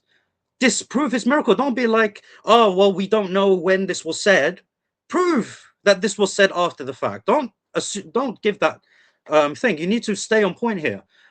provide again the accusation that he just made it up, assuming he made it up because there are some verses that benefit him. Well, what about the verses that don't benefit him? Like he's been commanded to stand up for 2/3 of the night, for large portions of the night. That's not beneficial for him, is it? For his feet to crack under the weight of praying, right? The fact that he has to constantly preach, constantly go through the struggle, constantly go through the persecution that he I think none of this is beneficial for him, right? Why don't you bring that into the picture as well? So you have to prove beyond reasonable doubt. This is what we're asking for. The internal consistency, you had a shot at it, but you need to do better. And that's my time. Oh, well done. Thank you, Yemeni. Appreciate that. Now, Brother King Servant, you'll have 7 minutes to rebuttal that. Thank you. Okay, thank you. Great. So, first of all, why am I arguing that the Hadith are unreliable? Because the Hadith record a city called Mecca on a major trade route whereby Muhammad is robbing the caravans that go by and forcing the city almost into bankruptcy, leading to several battles. This is not historically verifiable. Not only is it not historically verifiable, it contradicts the historical facts, because there is no mention of a city called Mecca anywhere in the region at all. If it were on a major trade route, it would be there. The location of Mecca is completely inappropriate. Taif is just about 100 miles or so to the east. That was on this trade route. They did talk about it. It did exist, as with Yathrib, Medina. We are not being unreasonable here. If Mecca existed, somebody would have heard of it. Nobody had. Now, when I say if Mecca existed as described in the traditional narratives, maybe it was a tiny town that had nothing to do with trade routes that is so small that, yes, there's no archaeological evidence for stone inscriptions from Mecca whatsoever. You're right about that. But the ones that exist throughout all of Arabia are monotheistic past the 5th century. So much for the entire legend of Muhammad preaching monotheism to people who were worshipping all of these other gods.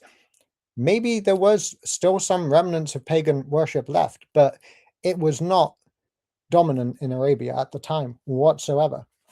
False prophecies of Muhammad, if you want one, there is the case where he identifies a particular young boy as being the Antichrist, or at least strongly suggests that. You say that Muhammad does not reject the Father and the Son, but if you actually read the Quran, which I know you have read it, it explicitly says that even the way in which Christians and Jews call God a father is to be rejected. It's not just they're rejecting some concept of Jesus as the literal Son of God. It's rejecting the fatherhood of God completely. It says, if God were your father, then why would he punish you? No, just say we're slaves of Allah, right? So when it comes to the satanic verses, what is your evidence, Yemeni, that it was not agreed in the earliest centuries that the satanic verses took place? There's 50 sources saying it did. Only one of them rejects it, and that's not from one of the Sahaba, and he rejects it on theological, not historical grounds. Yeah, if you want to say the Sahaba didn't agree on it, name me one that disagreed. There are chains, plenty of them to pick from. The situation of Mary the Copt, the honey, yeah, totally true. You actually made a good argument against Hadith yourself, I think. There are two different circumstances for revelation of that Hadith. The honey is definitely the more of that Quran verse. The honey one, that he's eating honey that his wives didn't like the smell of, is definitely the more palatable of the two.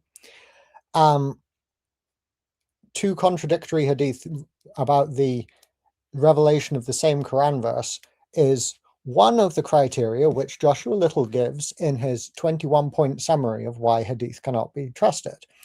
And you can see his work for more details on that if you want. I don't have a lot of time, as you know. The story of Muhammad's scribe is inauthentic. Who knew? Couldn't have seen that one coming. Now, let's get into what I think is really the crux of the argument. Alexander, I'm assuming a link. Is it an assumed link to say that someone who is known as the two-horned one, who traveled to the east to the rising place of the sun, and to the west to the setting place of the sun, and built a wall for Gog and Magog to keep them out until the day of judgment, is the same person who is being referred to in the Quran? It's clearly the same person. You have the same events in the same order.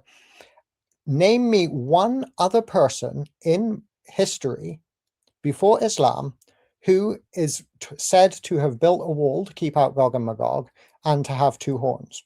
Can you name me one? Please go ahead if you can. They don't exist.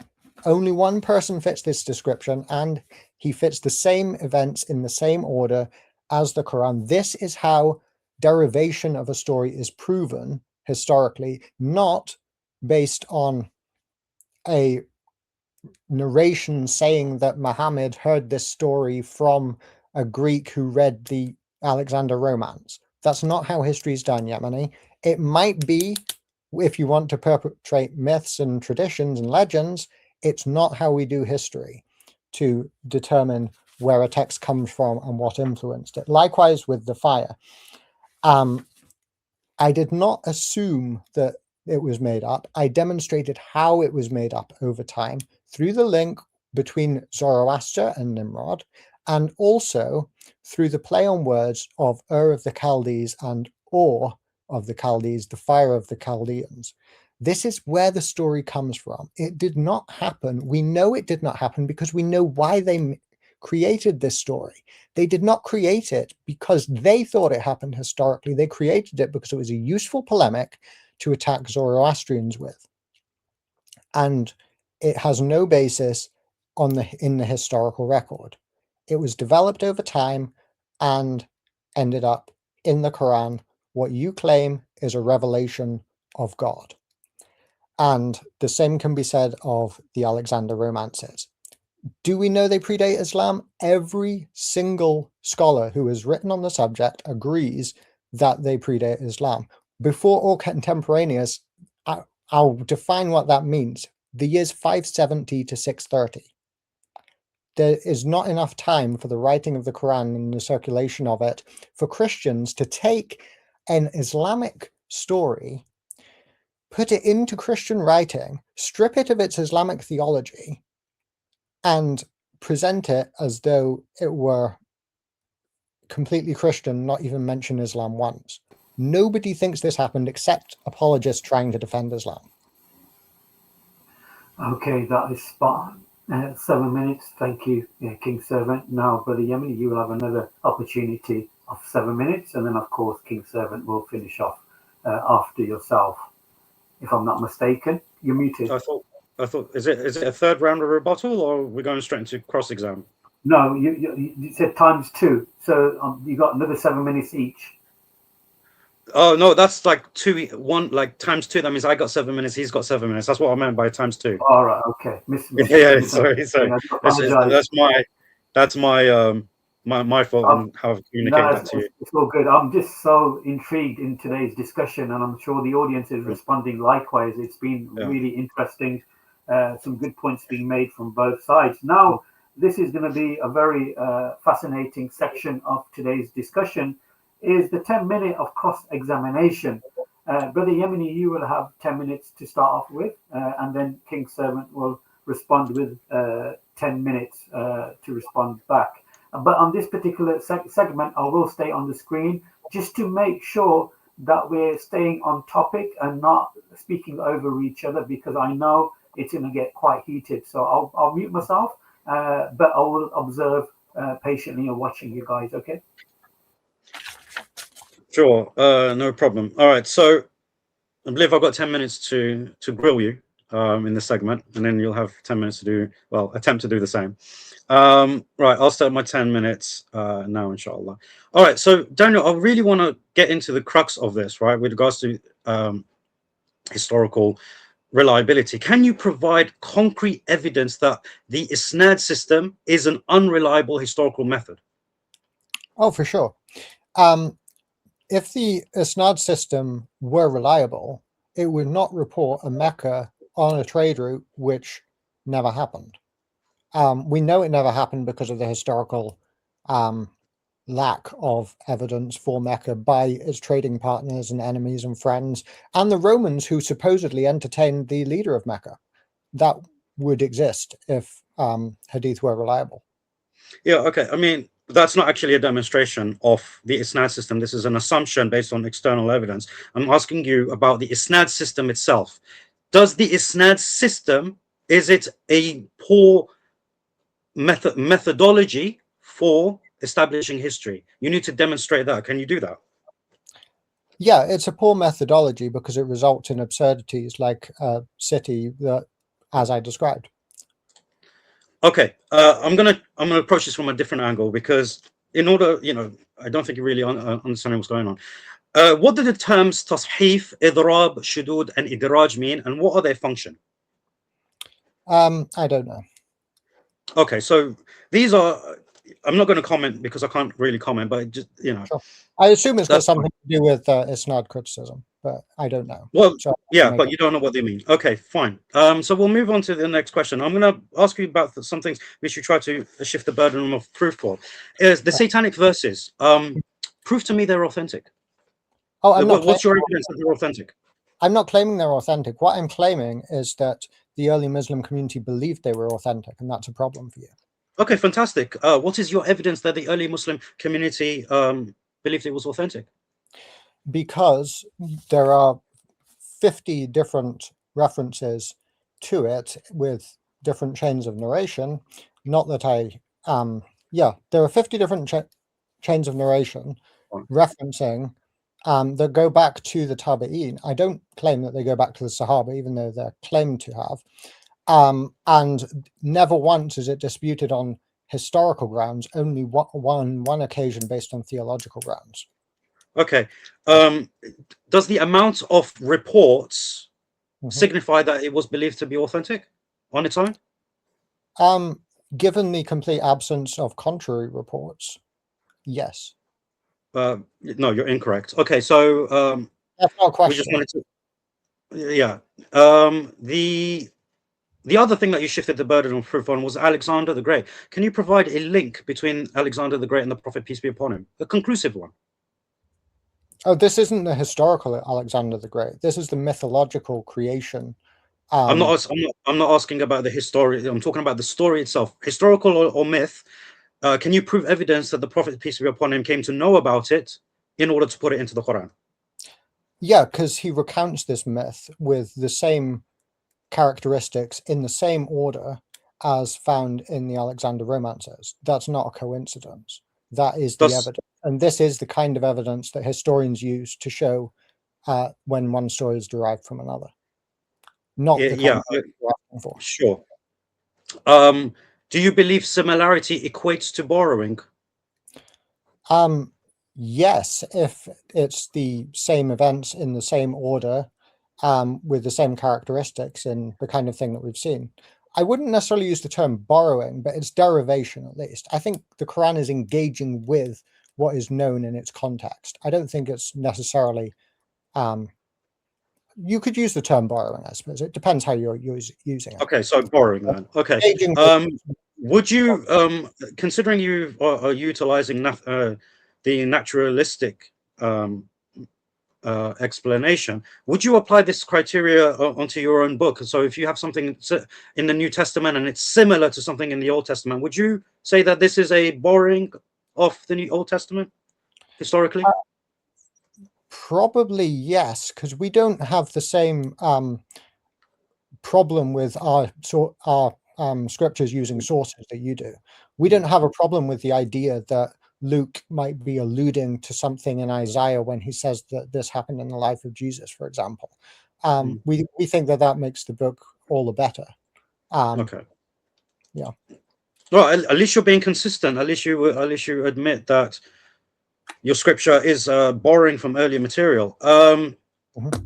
Okay, that's fine. Can you provide evidence that that Abdullah ibn Abi Sarh, or that this is an authentic thing that actually occurred in history? to falsify the Prophet, peace be upon him, as making up revelation? No, but I think it's interesting that the story exists at all and that it's been preserved. But I don't necessarily think it's even historical myself. It's not about what you find interesting; it's about what you can evidence. Yeah, I don't okay. think it's authentic. I'm not going to. Okay, you don't have. Okay, so curious. With regards to what else you mentioned. Oh yeah, you said the boy is Antichrist. Yeah, you think this is prophecy. Do you think that this is a prophecy the Prophet Muhammad, peace be upon him, made? I'm going to have to check exactly what the hadith says, but I think there's a reference to if he lives for so long, then something will happen. But I'm going off the top of my head. I don't have the yeah, you're text of- conflating reports. You're conflating reports. It's okay. I still have just under 4 minutes. Do you believe that when it comes to the biblical criteria, do you believe that we should explain or affirm the same theology as you, even though you disagree with the Jews regarding the theology, despite you both reading the same scriptures? I have no clue what that has to do with whether Muhammad is a true prophet or not, but I think because that I'll explain to you why this is relevant.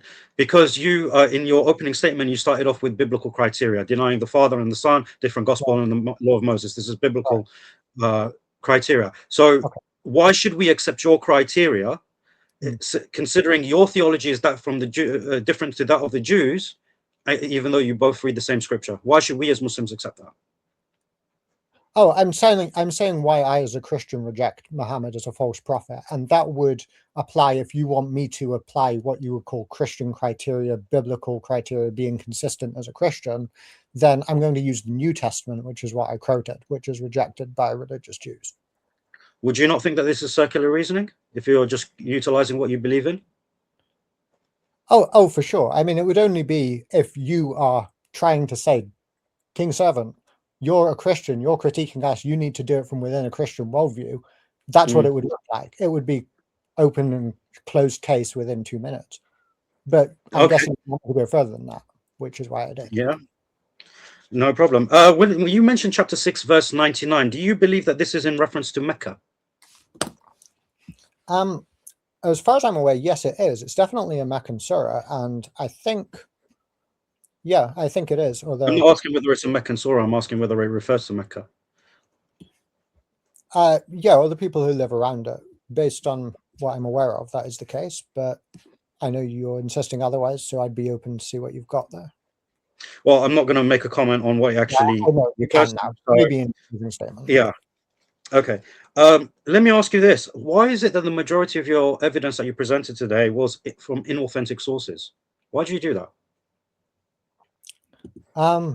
Yeah, I don't agree that that was the case. I quoted from Sahih Hadith regarding Mary the Copt, and I quoted from the Quran for the bulk of my argument based on Alexander and Abraham.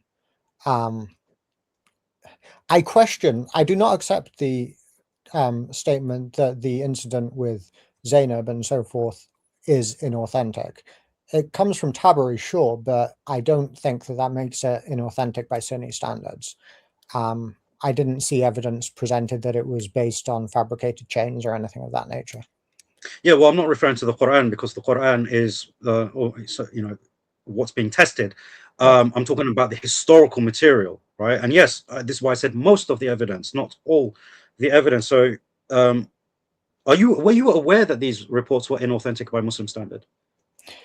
Yeah, I was aware that the reports regarding the scribe would be classified that way. But I think it's something that a person considering if Muhammad was a true prophet or not ought to take into account that such narrations exist before assuming the Muslim classification of them by people who'd already accepted him as a true prophet. A lot of assumption there. Okay. With regards to Abraham and the fire, what is your evidence that it was developed by Jews and not something that was it came from something that could have been true, yet became something that was within Jewish commentary? And that's my final question. Oh, sure.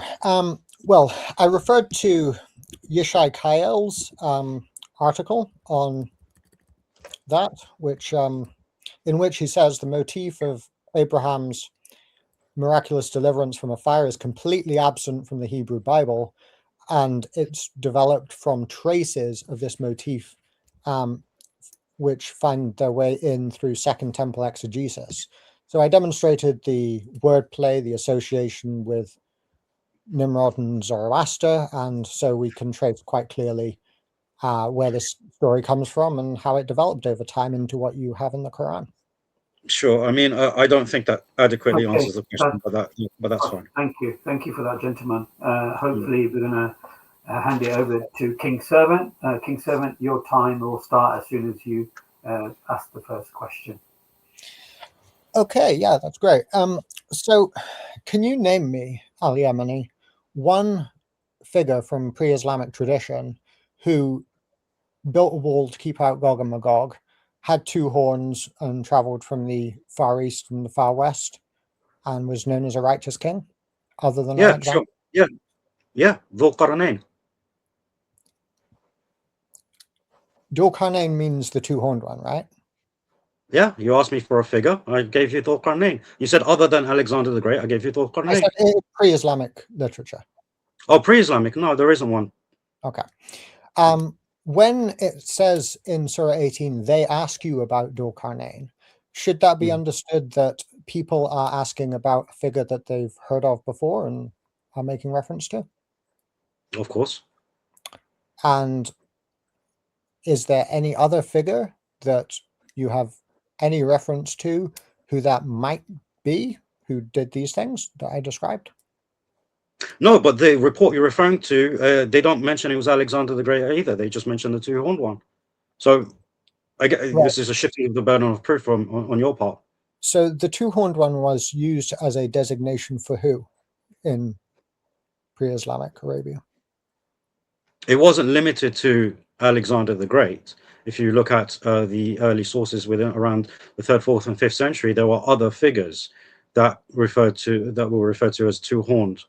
So yeah. Did any of those other figures build a wall to keep out Gog and Magog? That's not the point. The point is that there were other. Yeah, I know it's the question you're asking. I'm saying it's not a suitable question because it's not the point. The point is when you're referring to a two-horned one, it refers to several figures. That could be referred to several figures, but yeah, I mean, I've already mentioned, you're asking me the same question. I already said to you, no, there wasn't another figure that built a wall according to pre-Islamic literature. Okay, so can you give me an actual reference to Mecca before the Quran? To Mecca, not to a temple in Arabia like Diodorus refers to, which is generally considered Nabatean, but to Mecca itself. Is that word ever used in pre-Quranic literature anywhere?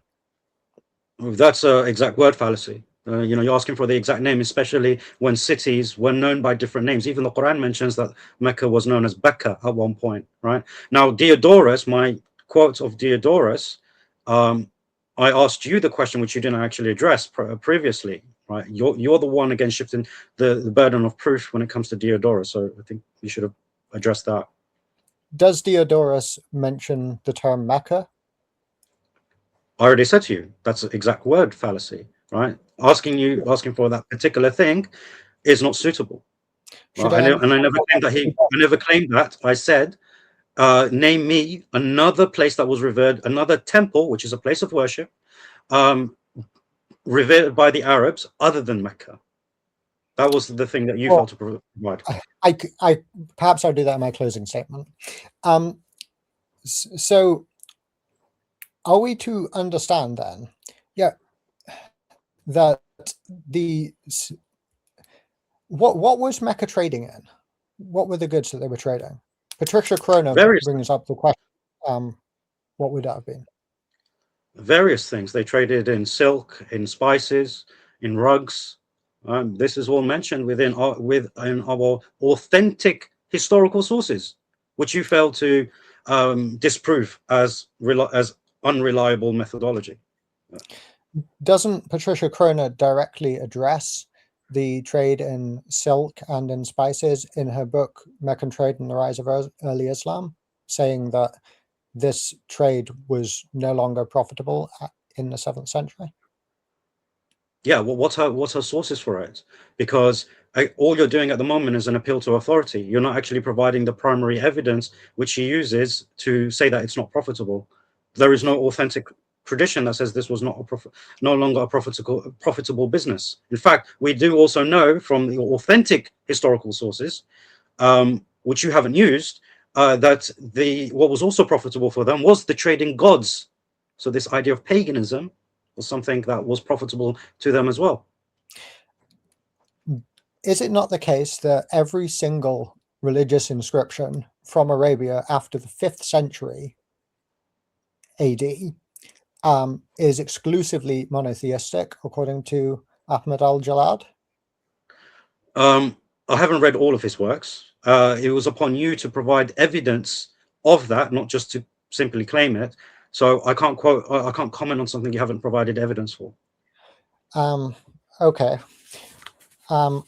Since I'd like to respond to that, but I can't, I'll respond as a question. Have you ever read his book, Ancient Allah, in which he does answer those things and provide the inscriptions? No, that's not a book that I read of his. However, again, going back to our primary sources, see, I'm not appealing to authority here, Daniel, King Servant. I'm appealing to the authentic primary sources, which you haven't disproven yet.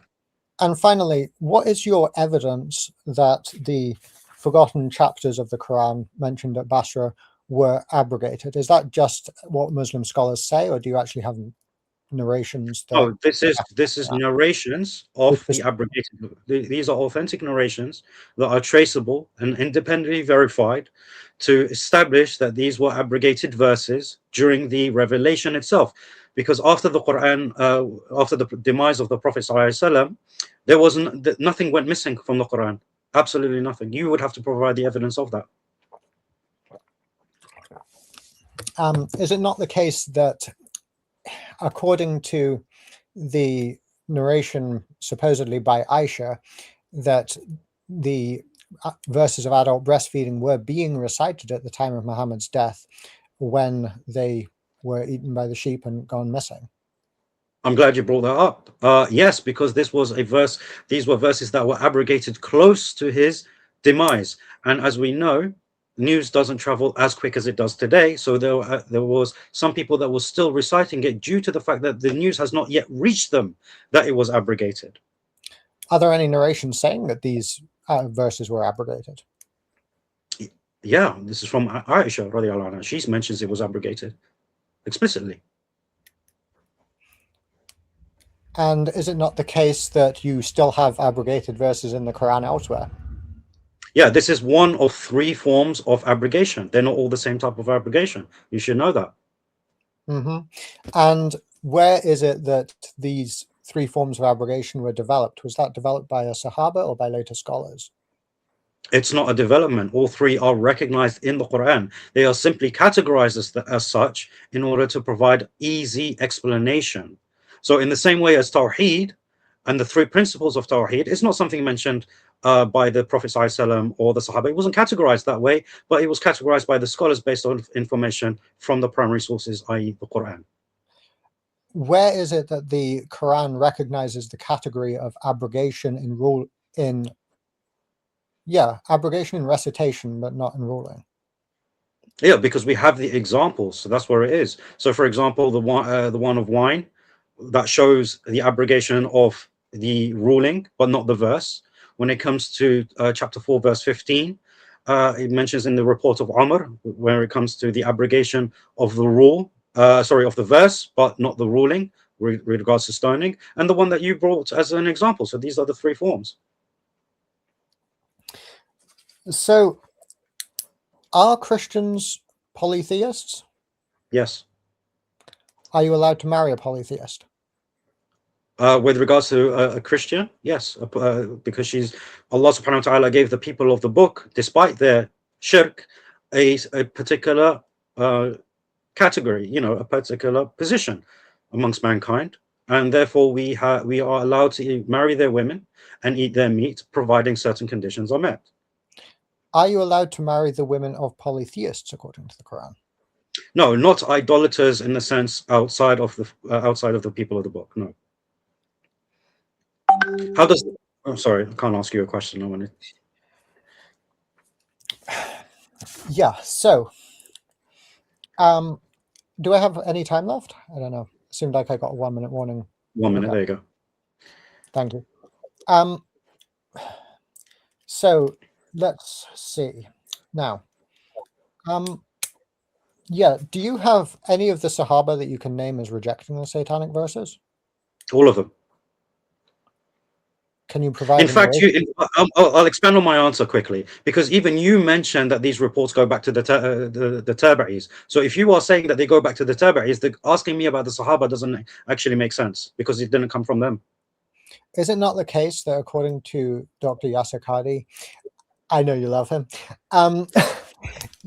is it not the case that according to Dr. Yasser Qadhi, the best that anyone in academia will do is to admit that any hadith goes back to the Tabi?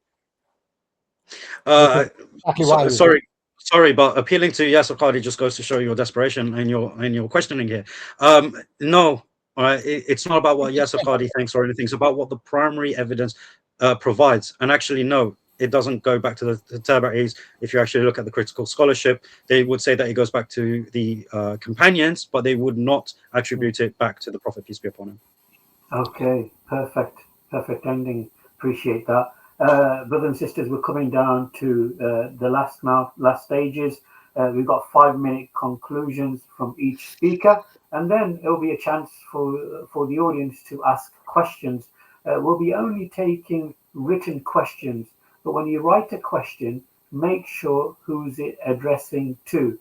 Sometimes people write a question, and of course myself and the guests get confused in who's it actually aimed at and who's it for. So please, when you write a question, make sure you inform myself or the guest speakers is actually aimed at them.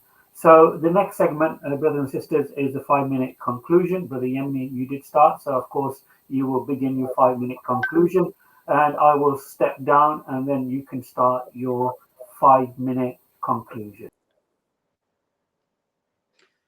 Okay. Well, first and foremost, I want to thank King Servant for this debate. I know this is something we've planned for a while, and I'm glad that it's finally happened. I believe it was a good discourse, although I am disappointed in his approach. What I want to mention is that when it comes to this question, it is a historical question as well as a theological question. And unfortunately, my opponent today has not been able to provide any evidence that the isnad system in of itself is a poor methodology to utilize. So therefore, until something like that can be proven, when we cite our authentic reports, this is something that can remain unchallenged in terms of authenticity. Unfortunately, what my opponent did today is utilize the HCM, which is a very unreliable method, which assumes naturalistic proposition, which is, and in credit to him, he was consistent in utilizing that even for his scripture. But then I have to ask, why is he a Christian? As we have seen in the cross-examination, there were many admissions to an appeal, maybe not directly, but indirectly, an appeal to ignorance, not understanding certain things, even an admission to utilizing information that is known to be inauthentic, admission that the prophetic criteria is circular. So a very fallacious discussion from my opponent's part. However, to end on a very beneficial note, when it comes to evidencing the Prophet ﷺ, as I mentioned at the end of my opening statement, it is an impossible task when given to non-Muslims. And make no mistake, King Servant is a very intelligent man, which is why I agreed to debate him. But the strength of Islam, unfortunately, makes one who is quite intelligent seem very weak in his argumentation. But this is not, this is due to the strength of Islam, due to its historical and theological strength. And as we have covered Indeed, the historical methodology is very strong. The prophecies of Muhammad ﷺ could not be falsified. There was no evidence of internal contradictions of the Quran.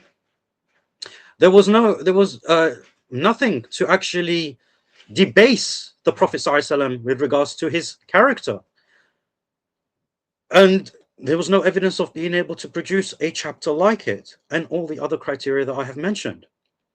So, and remember what I said during my opening statement, that what I have presented today is a mere fraction. What you guys need to understand is that my presentation has been chopped by 2/3 for this debate, and yet it was sufficient to conclusively prove that the Prophet ﷺ is a true prophet by virtue of my arguments and by virtue of the lack of argumentation and inability of my opponent. I have a lot of time left to spare regarding my closing statement, but there is not much more that I can say regarding this, because I think this debate has spoken for itself. I believe that the conclusion is self-evident, even for those who have a staunch stance against Islam, and due to the strength of my arguments and the impossible nature for my opponent to tackle them. So I'll leave it there, and I want to reiterate my thanks to King Servant, and I want to reiterate my thanks to all of you for coming for this debate. Inshallah, you have enjoyed it and benefited from it, be you Muslim or Christian. And with that being said, Assalamu alaikum wa rahmatullahi wa barakatuh, and I look forward to the Q&A. Okay, Brother Yemeni, you ended a minute early, so thank you for that. I really appreciate that. It's amazing, we nearly got 300 people watching this debate. Please don't forget to like, share, and subscribe to the Dialogue Wise channel. And if possible, share the stream to friends and families on your social media platforms. A very fascinating discussion so far. King Servant, of course, it's your opportunity now for your closing 5-minute response or statements, conclusion. I'll be stepping down, and as soon as I step down, your time will begin. Thank you very much. So it's very nice for Al-Yemeni to give me the opportunity to preach the gospel in my closing statement. He asked me, so why are you a Christian then? Let's make the contrast. Imagine if the evidence for Jerusalem was similar to Mecca. Imagine if nobody in pre-Christian times had ever apparently heard of Jerusalem. The Romans never said anything about it. The Greeks never said anything about it. The Africans never said anything about it. The Jews themselves apparently never even heard of it. There was no inscriptions from Jerusalem anywhere.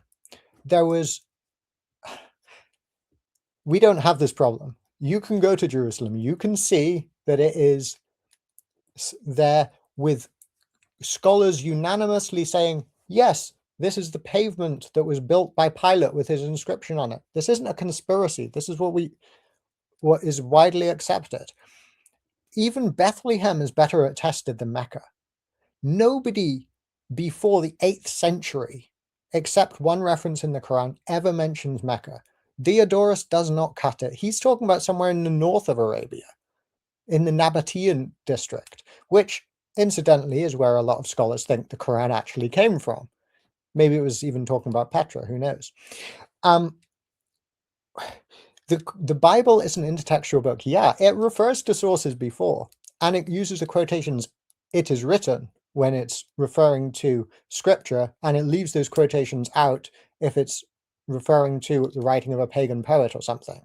The Quran presents what is fiction created over time based on a historical figure, Alexander, and retrojected back the idea of Gog and Magog and him going to the rising place of the sun, to the setting place of the sun. This is just his perspective? No, the narrator of the story says that he went to this rising place of the sun. There is a rising place of the sun, and you can go to it according to the Quran. And he found it rising upon a people who needed shelter there, and so forth. Now, the same thing applies to Abraham and the fire.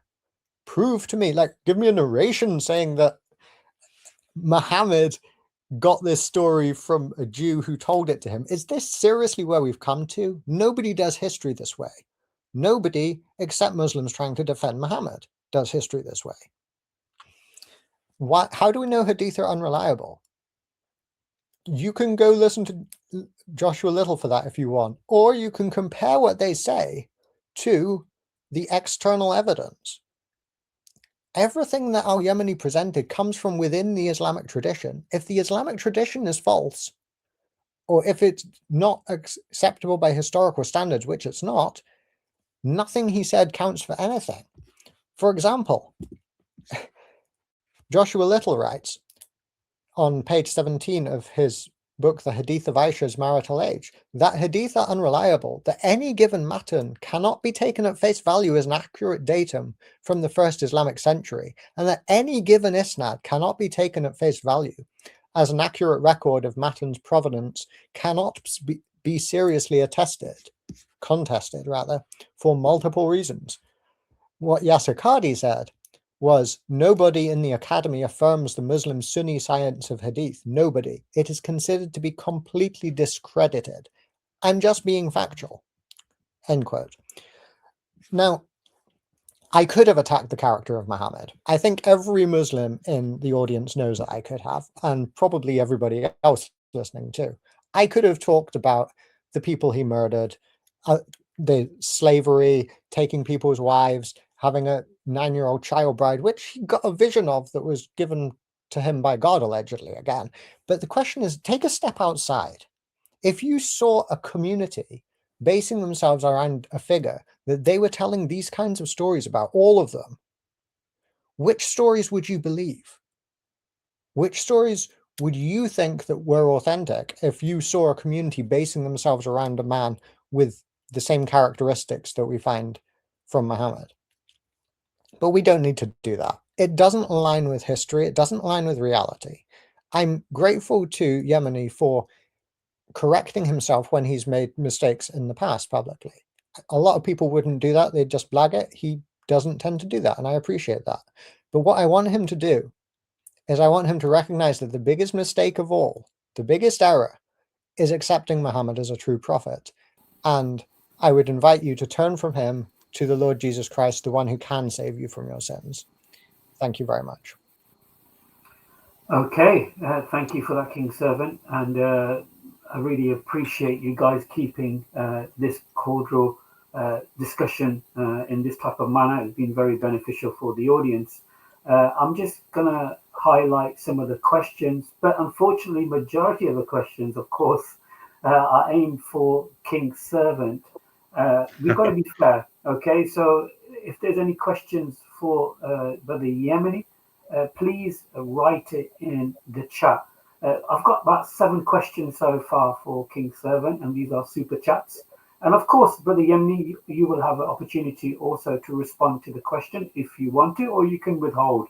So are you happy to go along with the questions, King Servant? Yeah, sure. Yeah. Okay. Yeah, I just want to remind that we're going to have a maximum of 45 minutes. That's what we agreed to with regards to Q&A. That's fantastic. But of course, depending on any questions for you, because we don't want to bombard King Servant with question after question. And yes, we do. I don't know about you, Yemeni, but that debate actually felt rather short to me. Like, I was expecting it would feel longer, but no. Once you're in it, you could go for even longer. You know. So yeah, no, it was good. Okay, we'll go straight to the questions. People are patiently waiting in the chat. Just a quick reminder, don't forget to like, share, and subscribe to Dawahwise. And of course, share this show, share the link to your family and friends on your social media platforms. Of course, Brother Yemeni's got a YouTube channel, and of course, you can contact King Servant via email, and hopefully we'll post that in the chat later on today. So we go straight to the first question. Unfortunately, surprise, surprise, is actually for King Servant. Okay, King Servant, there is a question, and if you want a minute, and then we can give the same minute to Brother Yemeni to respond. Yeah, perfectly good question. I was paraphrasing. What it describes is that she was not wearing a great deal and that she got up in haste, causing him to see more of her than perhaps was usual. And he exclaimed, blessed be Allah who causes hearts to turn. That's the way I remember it. So yeah, he saw her body when she got up hastily, and it says that he saw her. So I wouldn't classify that as hadith, though. This is tafsir literature.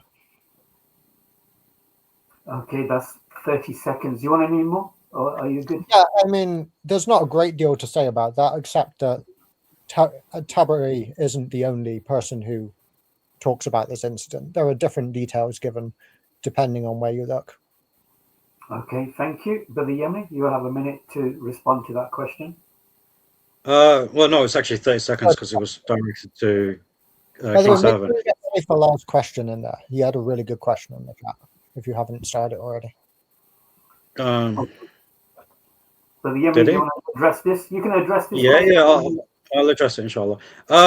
So yeah, I think again, you know, it was addressed in the debate that King Servant didn't even know that this was inauthentic. Any narration regarding the Prophet ﷺ lusting after her, not necessarily even seeing her body, but just generally lusting after her, is inauthentic. Just because it appears in our sources doesn't mean it's something to be relied upon. You need to be able to make the distinction between what is accepted and what isn't. Okay, there's one question I'm just scanning through right now. Bear with me. It's a question for Brother Yemeni. Go ahead.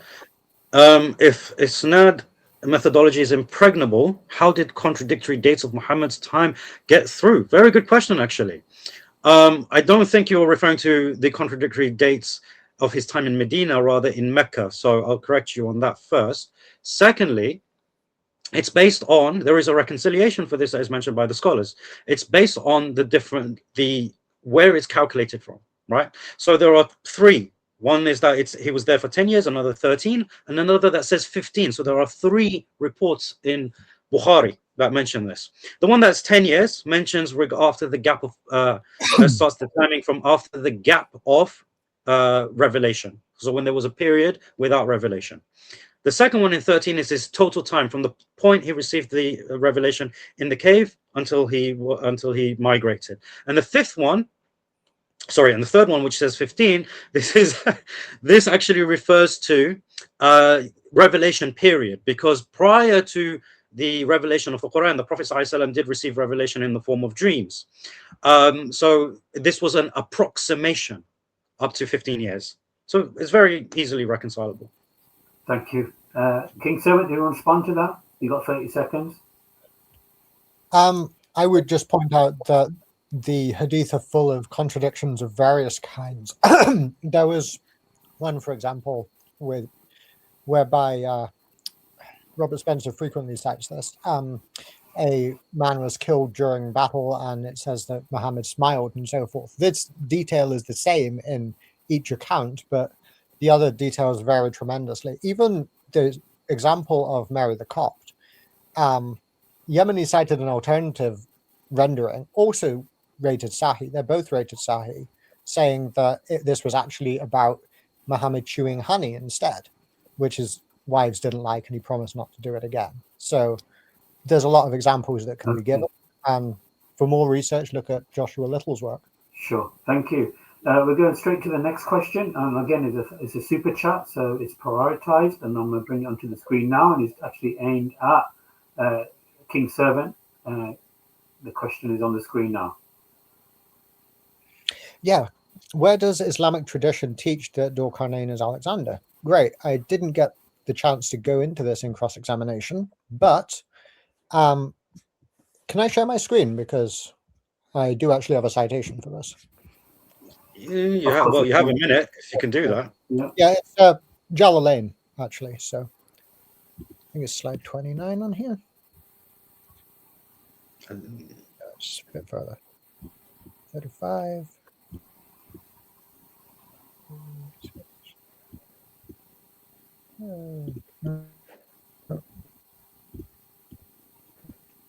Yeah, Jalalain. So that's one example. There are other names in the tradition. But Jalalain is one of the ones who identify him as Alexander. I think the earliest ones are all Alexander, but Ibn Kathir would reject it, and you get other people that reject it on theological grounds, not on historical ones.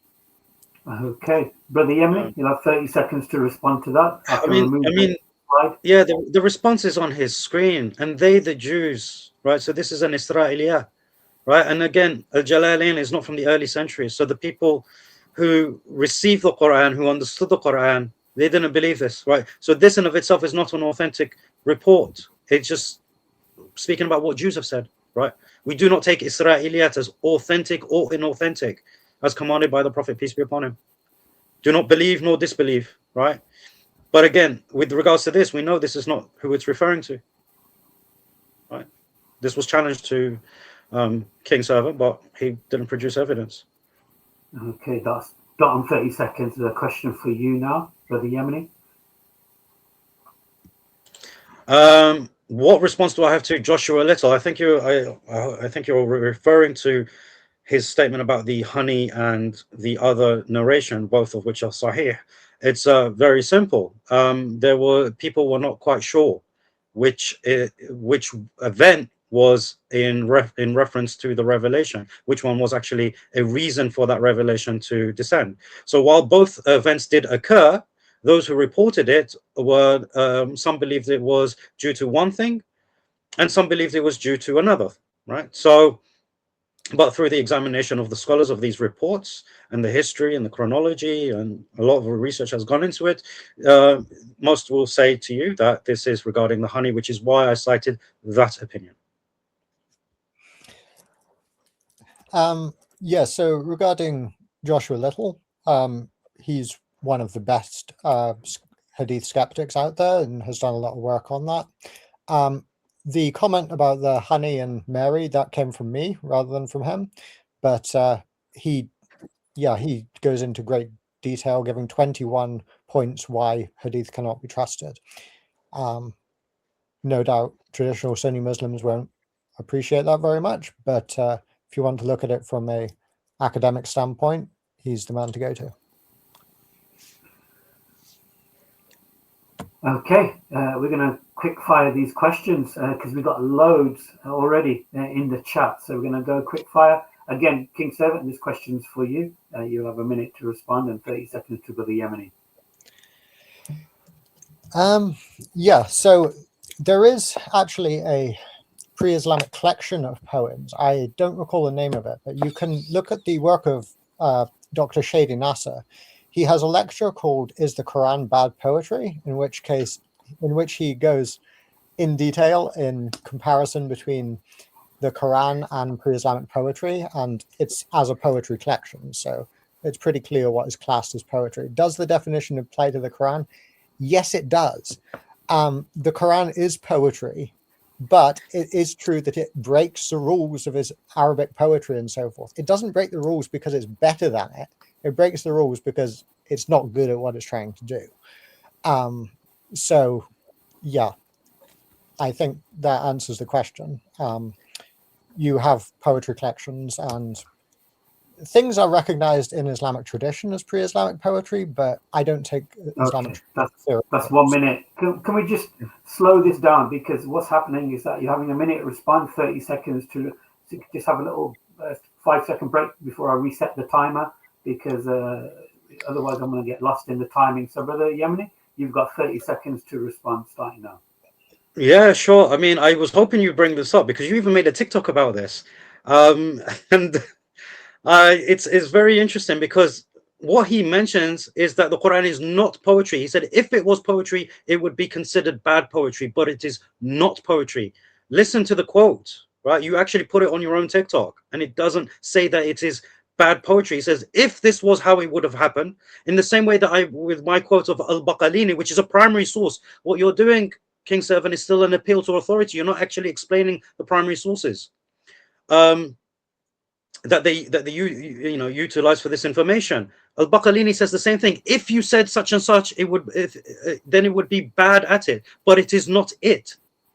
You need to contextualize these things. Okay, thank you for that. We've got a question. I'm assuming it's actually for Brother Yemeni. It isn't actually, it is a super chat, so I'm assuming it is for Brother Yemeni. Can you see the question? Yeah, what criteria determines authentic hadith?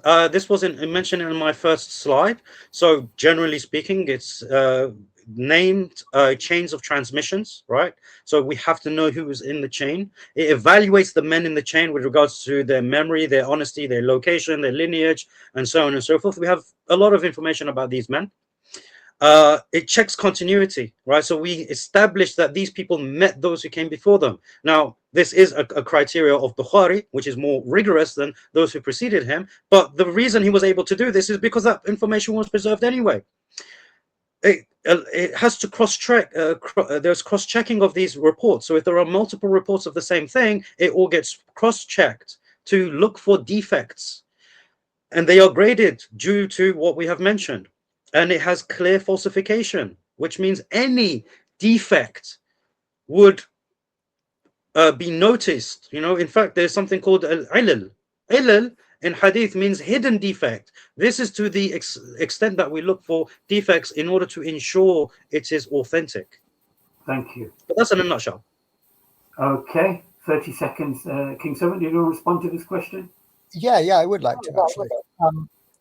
Most of what Yemeni said is, an accurate representation of the way it's done. That's perfectly fine. But the fact that needs to be taken into account is that your character can be called into question if you have the wrong theology. For example, if you are a Mutazilite who is narrating, because of your theology, you will be treated with greater skepticism than someone else. If you have some tendencies towards Shiism, you won't be trusted. There is a lot of circularity that goes in here as well. And that's why Shia and Sunni have different hadith, because they trust different people. Okay. These things need to be taken into account. Okay, thank you for that. I hate that I can't respond to that. Okay, we're going to go to the next question. Brothers and sisters, the questions are coming in fast and rapid, and I really appreciate it. We got so many super chats and super stickers. Dawah-wise really appreciates that, appreciates your support. Next question is from our brother, Dawah Trucker. Welcome, brother. Appreciate your donation, contribution. Go ahead, Daniel. I think this is, sorry, King Servant, this is aimed at you. We do have evidence for the existence of Jerusalem prior to the Israelites entering the land. Pre-Jewish, if you like, Canaan is very well attested. We have things from Jebus, as Jerusalem was known as at the time. And yeah, you can look that up very easily and find archaeological evidence of Jebus, as it was known at the time of the conquering of Canaan. And this is normal. This is to be expected. Why don't they have it for Mecca? There is a serious problem going on here. There are inscriptions, like the rock inscriptions that Ahmed al-Jalad looks at, but none of them are in Mecca. There aren't any in Mecca. Mecca is, I'm not insisting that it never existed, by the way. What I'm insisting is it certainly never existed in the way that Islamic tradition portrays it. And that is actually the mainstream view. The mainstream view is that Mecca existed, but not in the way that is portrayed by the Islamic tradition. Personally, I doubt its existence, but I'm not necessarily insisting on that for this debate. Sure, thank you. Brother Yemeni, I'm going to reset the time. You've got 30 seconds to respond to that. Yeah, very simple. I mean, he asked for the evidence of Jerusalem, not the other place that you mentioned, right? Isn't that what you did regarding Mecca, asking for that specific name? It's, what's it called? What you refer to as Jalub or something like that? I mean, be consistent. Yeah, I can't remember what you said, but you got to be consistent, because that's the same question you asked me, right? Now, again, like I said to you, Jerusalem, the things that have been dug up, it's because they were under the earth to be dug up. These were not places that were constantly renovated like Mecca. So it's, again, category error. Yeah. Okay. Thank you for that. Okay, I know it's difficult.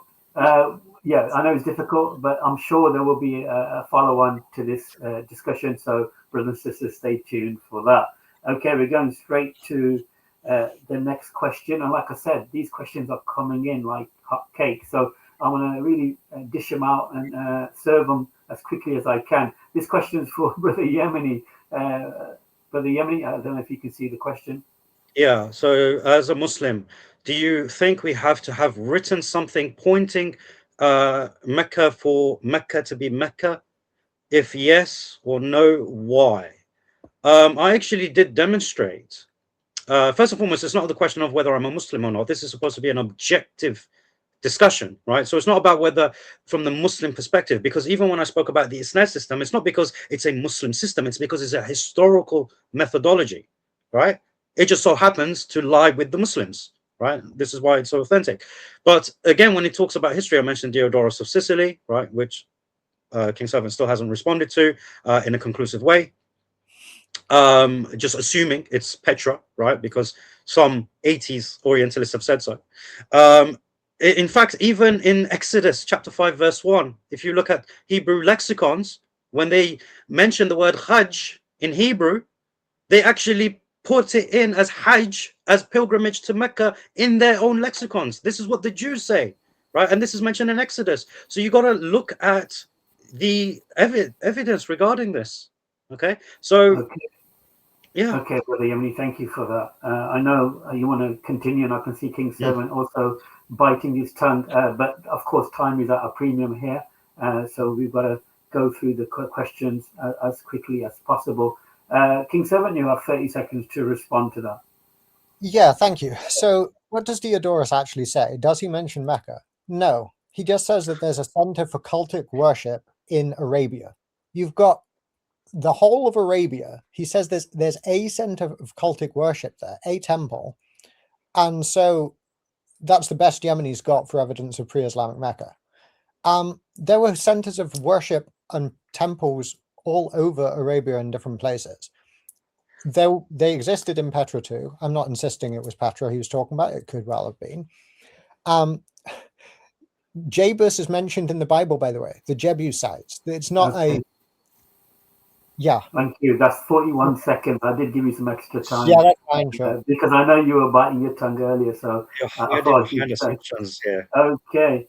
We're going straight to the next question. I thank you for the donation, the super chat. Here we go. This one's for King Servant. Go ahead, King Servant. Yeah, I don't think that's an appropriate question. Yeah, that's not. I mean, that is setting him up to fail, really. I know Okay, that's the intent. okay, King Servant. I mean, Brother Yemeni. If King Servant wants to pass on this, I'm going to give you 30 seconds to respond to it. No, it's not fair for me to mention the difference between قد قربت وقربت. Okay. You know, we'll go to the next question. Because it's a question to him. I shouldn't answer it. Okay, we'll go to King Servant. If you're happy to go to the next question, it's aimed towards you, so you can read it and deal with it. Thank you. Yeah, what medical paper could I cite that disproves the morphological traits of the offspring are determined in that way? Basically, anything that you read on genetics and on why certain traits are inherited and how that is determined has nothing to do with that whatsoever. And bear in mind that the context for this is these are supposedly 3 questions that Muhammad was asked so that a prophet only would know how to answer them. The person asking the question wouldn't know. So it's not a good reason to accept Muhammad as a prophet. We have all the more reason to reject it now, but even under his conditions, he wouldn't know if Muhammad was making stuff up off the top of his head or whatever else. There's no reason he should accept Muhammad as a prophet based on something like this. Yeah, this is an argument from silence. You know, at the end of the day, look, there is no, because there's nothing there, you're assuming that this is false. You know, there's actually no studies that could be cited to prove that this particular aspect of the traits of offspring can be falsified. And of course, with Abdullah bin Salam, he wouldn't ask him these questions if he already knew what the answers were from previous prophetic traditions that he had access to. Otherwise, there's no point of him giving him the test. Doesn't make sense. Okay, thank you for that. On 30 seconds. Let me reset the clock. We've got another super chat. I really appreciate the super chats, brothers and sisters. This question's for Brother Yemeni. It's on the screen. It's a lengthy one, and I'm hoping you can deal with it within a minute. Waraka said the angel in Hira was the Namus, not Gabriel. The Namus was the angel of Lord. It appeared to Moses. Gabriel never appeared to Moses. Islam is based on a misidentification. No, because the Namus is not a name, it is a title, right? The Namus refers to the one who the keeper of the secrets. Okay, this is how Waraka identified him. This is what is meant by Namus. So not Gabriel, he didn't identify him by his name, he identified him by a title based on a scripture that he had, right? Not based on what you have. You got to get that right. So the misidentification comes from you, not from Waraka.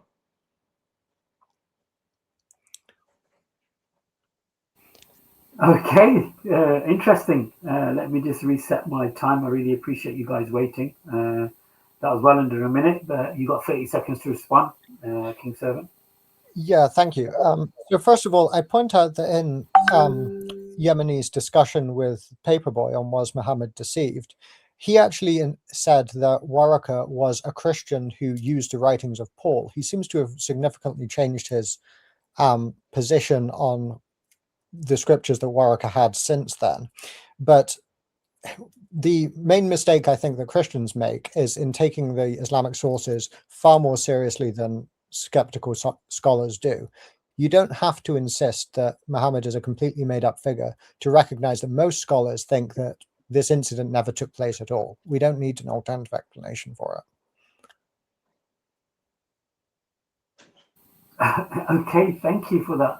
There's so many questions, and I'm really surprised that there is a mixed bag of questions for everybody here. Just patiently going through them now. Let me just. The thing is, I want to stay on topic, so I don't want to. Okay. By the way, I keep hearing notifications. Has someone got their notifications open? Let me just check. I'm afraid that's probably my fault, to be honest. I think. Okay. Because what happened, I think, during your closing statement, it did buzz a couple of times, and it sort of drowned out your voice momentarily each time. So fortunately, it still came through clear enough, but yeah, it did do that. Just looking, there's a question in the chat. But we'll see. I'm looking for a question. There's a two-part question, and it's pretty interesting. So I'm just gonna. It's from KS, and I'm trying to find it where it was. I do apologize. So inshallah, after the questions are answered, you can unstar them. Yeah, I think that's a good way. Unmute. Yeah, instead of just going through them and keeping them, you can unstar them once it's been addressed. Okay, that question was for Yemeni, and now hopefully we'll get a question for King Servant. Okay, I'm hoping this hasn't been repeated prior, but can you see the question? Yeah. The character differences and characteristics. Okay. Let me know when to start. Okay, so the differences in characteristics and criteria are that HCM, as you call it, the historical critical method, goes, instead of depending on long lines or shorter lines of transmission, it goes for the earliest evidence available, the most widely attested evidence available. So multiple reports of the same thing as early as you can get it, and especially if it's material that is less likely to be made up. So these are the characteristics that indicate something that is historically true. And you can see how there would be applied, for example, to the Satanic Verses. Multiple reports. It's earlier than most Hadith collections and seems to be filtered out over time. Would a Muslim make this up? Not really. Would a non-Muslim make this up? Perhaps. But how would they get so many Muslims to transmit it if they did? These are the kinds of characteristics that indicate a greater level of historical authenticity. Okay. Lines of transmission from people who are deemed reliable by people within the same tradition is, very questionable, because you're only accepting things from people that you like and people who believe the same things and teach the same things that you approve of. Okay, thank you. You need to look outside of the tradition for a wider historical view. Okay. Do you want to Yeah, respond to that? Right. yeah. I mean, at the end, like I mentioned before, the HCM is based on methodological naturalism. I don't know why he's using it as the standard, because if you were to use it consistently, you would have to prove, you have to say that Jesus is not a prophet, he's not a messenger, he's not God, because the HCM doesn't actually care about this stuff, and it begs the question. It assumes its conclusion that it's not revelatory, right? So it's a poor system. That's the main problem with it. And yes, he's right about going back to the earlier sources, but you can't. That's as far as it goes. It's early, therefore it must be true, right? But no one actually argues it must be true. They say most likely, it's probabilistic, whereas the Isnad system is certain. There's no ambiguity regarding it. Okay, thank you for that. Okay, let me reset, and hopefully this question is not a repeat question. This one's for Brother Yemeni. No, it's not a Okay, repeat question. I was waiting for this. Can you address King's point on the Persian loan words in the Quran, given the reports in the Hadith that the Quran was revealed in the Qurayshi dialect? Beautiful question. I actually love the questions coming from this individual. I invite you to my stream so we can have discussions. What do you call it? It's no secret that the Quran has foreign words in it, okay, that come from foreign roots. Now, as Al-Suyuti mentions, that they are Arabic words, but when we refer to Arabized, right, so to make it clear, these are Arabic words, so they originate in the Arabic language, but where they're getting the information from and the names and stuff, this is Arabized in the sense that it comes from a different language, right? But in of itself, in the Quran, it's Arabic language, so it has its own roots and whatnot, and it's not limited to Persian, right? It's not limited to Persian. So it's a brilliant question. Hopefully that answers it. okay. Let me reset. King Servant, you got 30 seconds to respond to that. So the issue that I brought up with this is that it suggests a source that's more northern than Mecca. We can compare it with other Arabic writings, and we see that the number of Persian loanwords goes up as you move up in the Arabian Peninsula. Would make sense as you get closer to Persia. It's similarly curious that all of the major hadith collectors are living far north of Mecca. Bukhara, for example, everything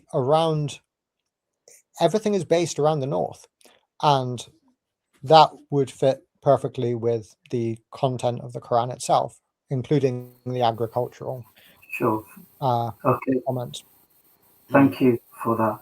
I did give you some extra time to wrap that up. We've got a two-part question.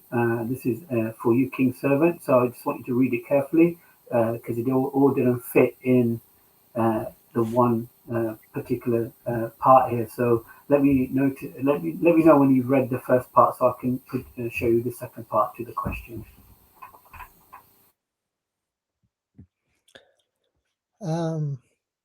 Yeah. Okay. Yeah, I got that first part.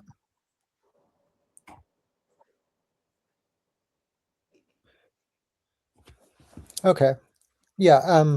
So What I'm going to do, I'm going to give you a minute and a half to respond to this question because it is a lengthy question. And if that's okay, I can give a minute to Yemeni to also respond to it because it is a lengthy question. If that's okay with both of you.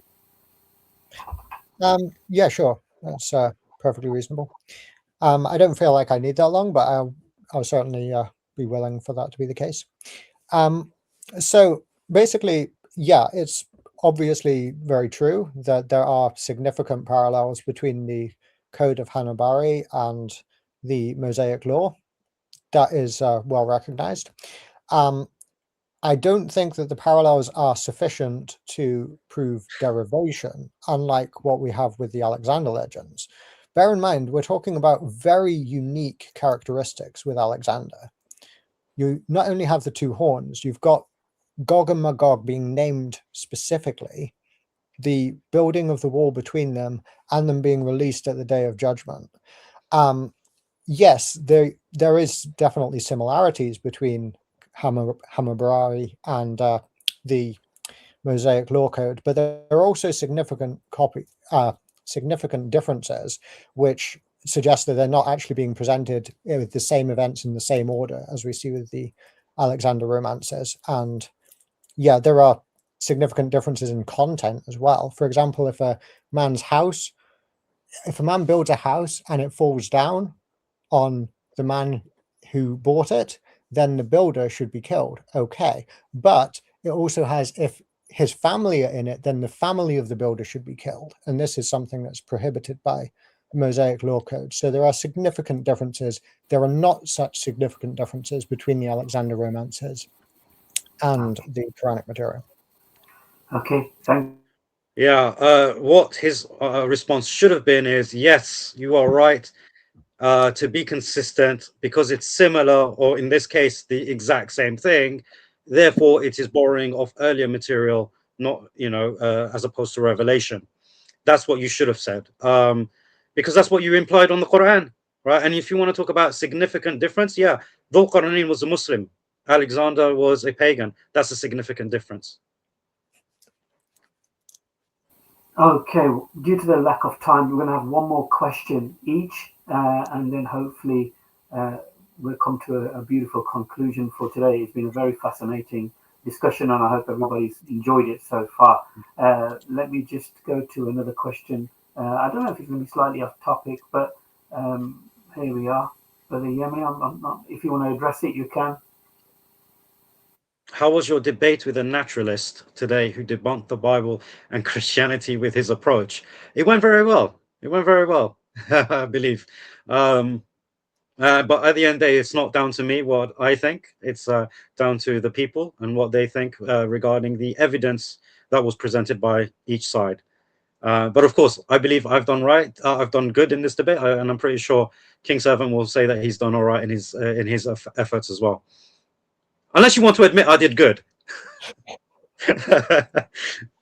No. Okay, King Servant, you'll have 30 seconds to respond. I think you used it. I don't think there's not much to say. If there's anything you want to share, feel free to say something. Yeah, just briefly.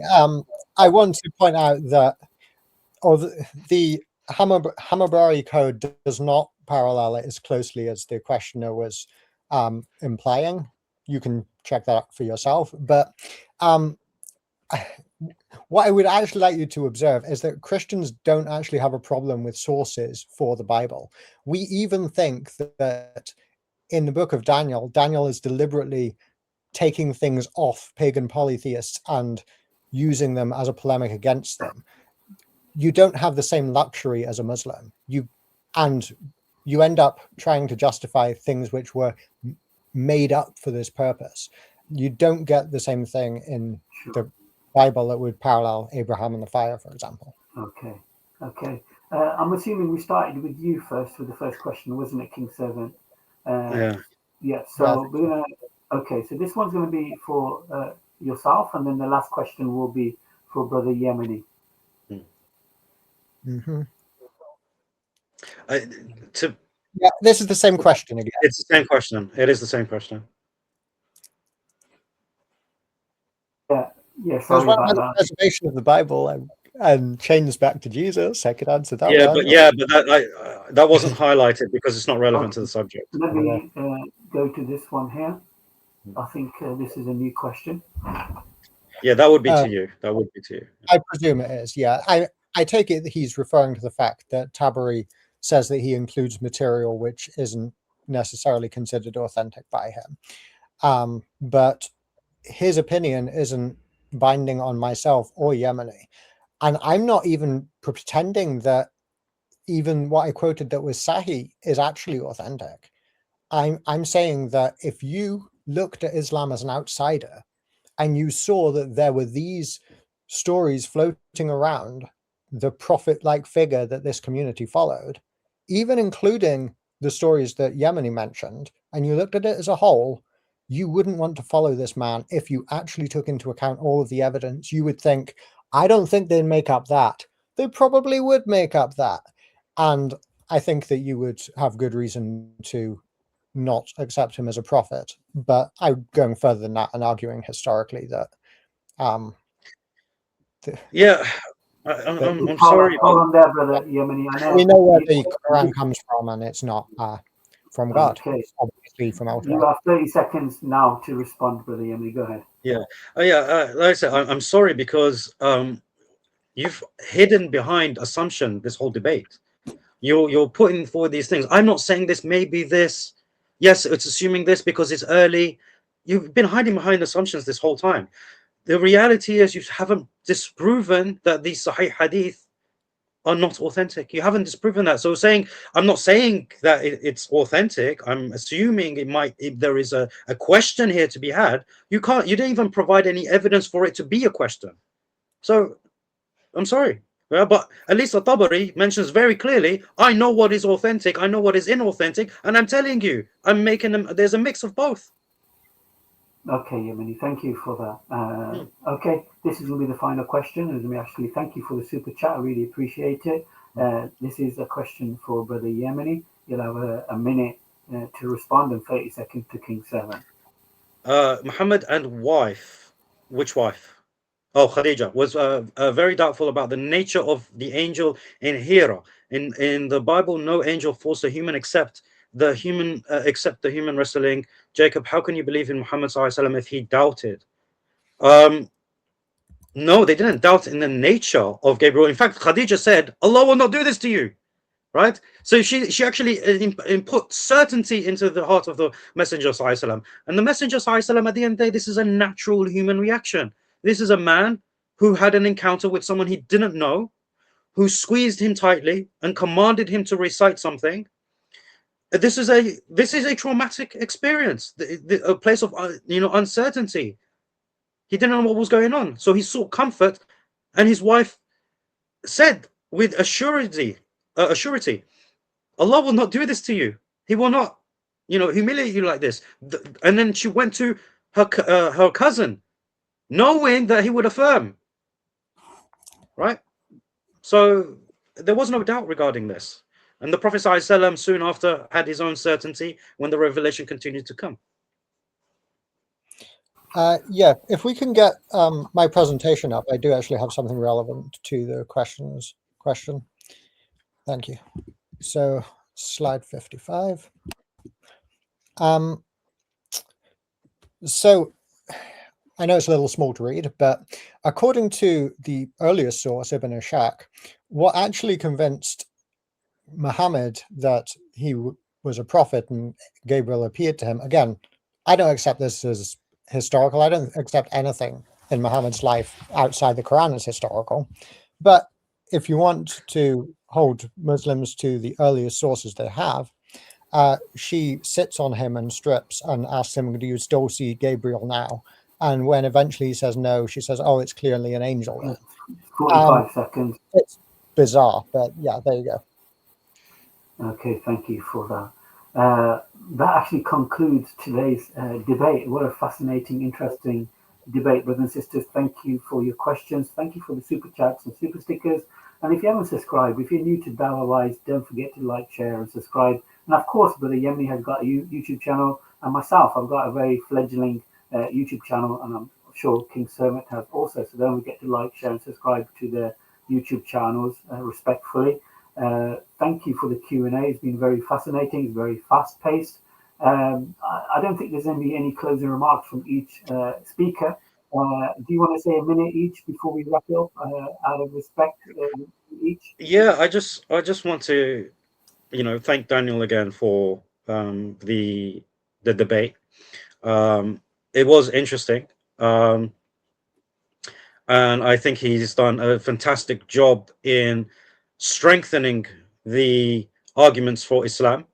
But I also want to mention that we will be doing a post-debate analysis at in 20 minutes after this, inshallah, while everything is still fresh in their mind. So if you are a Muslim or a Christian and you want to hear the thoughts of people of this debate and maybe exchange ideas and whatnot, you're more than welcome to hop over to my channel and do and have that after party, essentially.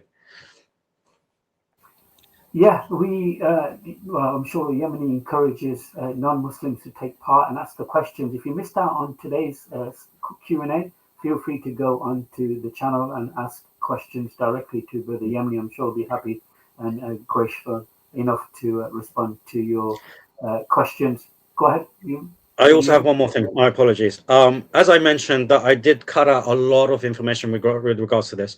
There will be a stream, later on, inshallah, on my channel where we will have the full presentation as it was originally intended, and I invite Christians to come on and challenge it without time restriction. Of course, this is a debate. We have time restrictions on both our parts, so that's an invitation to Christians to challenge my full presentation. Which has a lot more detail and will clear up many things, inshallah. Okay, King Servant, I'm actually going to give you a minute and a half because the Yemeni did take a minute and a half. So out of respect, you'll have a minute and a half to deal with any closing statements. Go ahead. Yeah, first of all, thank you to yourself, Mohammed, for, well, I should be more specific. Thank you to yourself, Abu Shuaib, for moderating for us. And thank you for, after about 2.5 years after you originally challenged me to debate this topic, for setting a time and date for it, Yemeni. And I'm glad that we've been able to have the debate, and I think our friendship is as intact as when we started. So I'm grateful for that. And yeah, obviously a lot of things didn't get said on both sides. There's only so much time, and yeah, I appreciate the opportunity to share with you what I have to say on the subject. Thank you. I've got to say, gentlemen, this is one of the times or a show or a debate where I just don't want it to end. It was very interesting, very beneficial for all the audience, and the questions were fascinating. And I do apologize if I never got to deal with all the questions. But like I said, you'll have opportunity in a couple of minutes to jump on Brother Yemeni's channel to ask him directly. So I'd like to say thank you, Brother Yemeni, for letting me host this show and participate in today's discussion debate. King Servant, again, it's been a pleasure. Thank you for calling out and asking my help, and I'm always at everybody's help or service if they need a host. I do try my best. Thank you so much for joining us, brothers and sisters. This is Brother Muhammad from CovFF YouTube channel. Assalamu alaikum wa rahmatullah wa barakatuh. Wa alaikum assalam wa rahmatullahi wa barakatuh.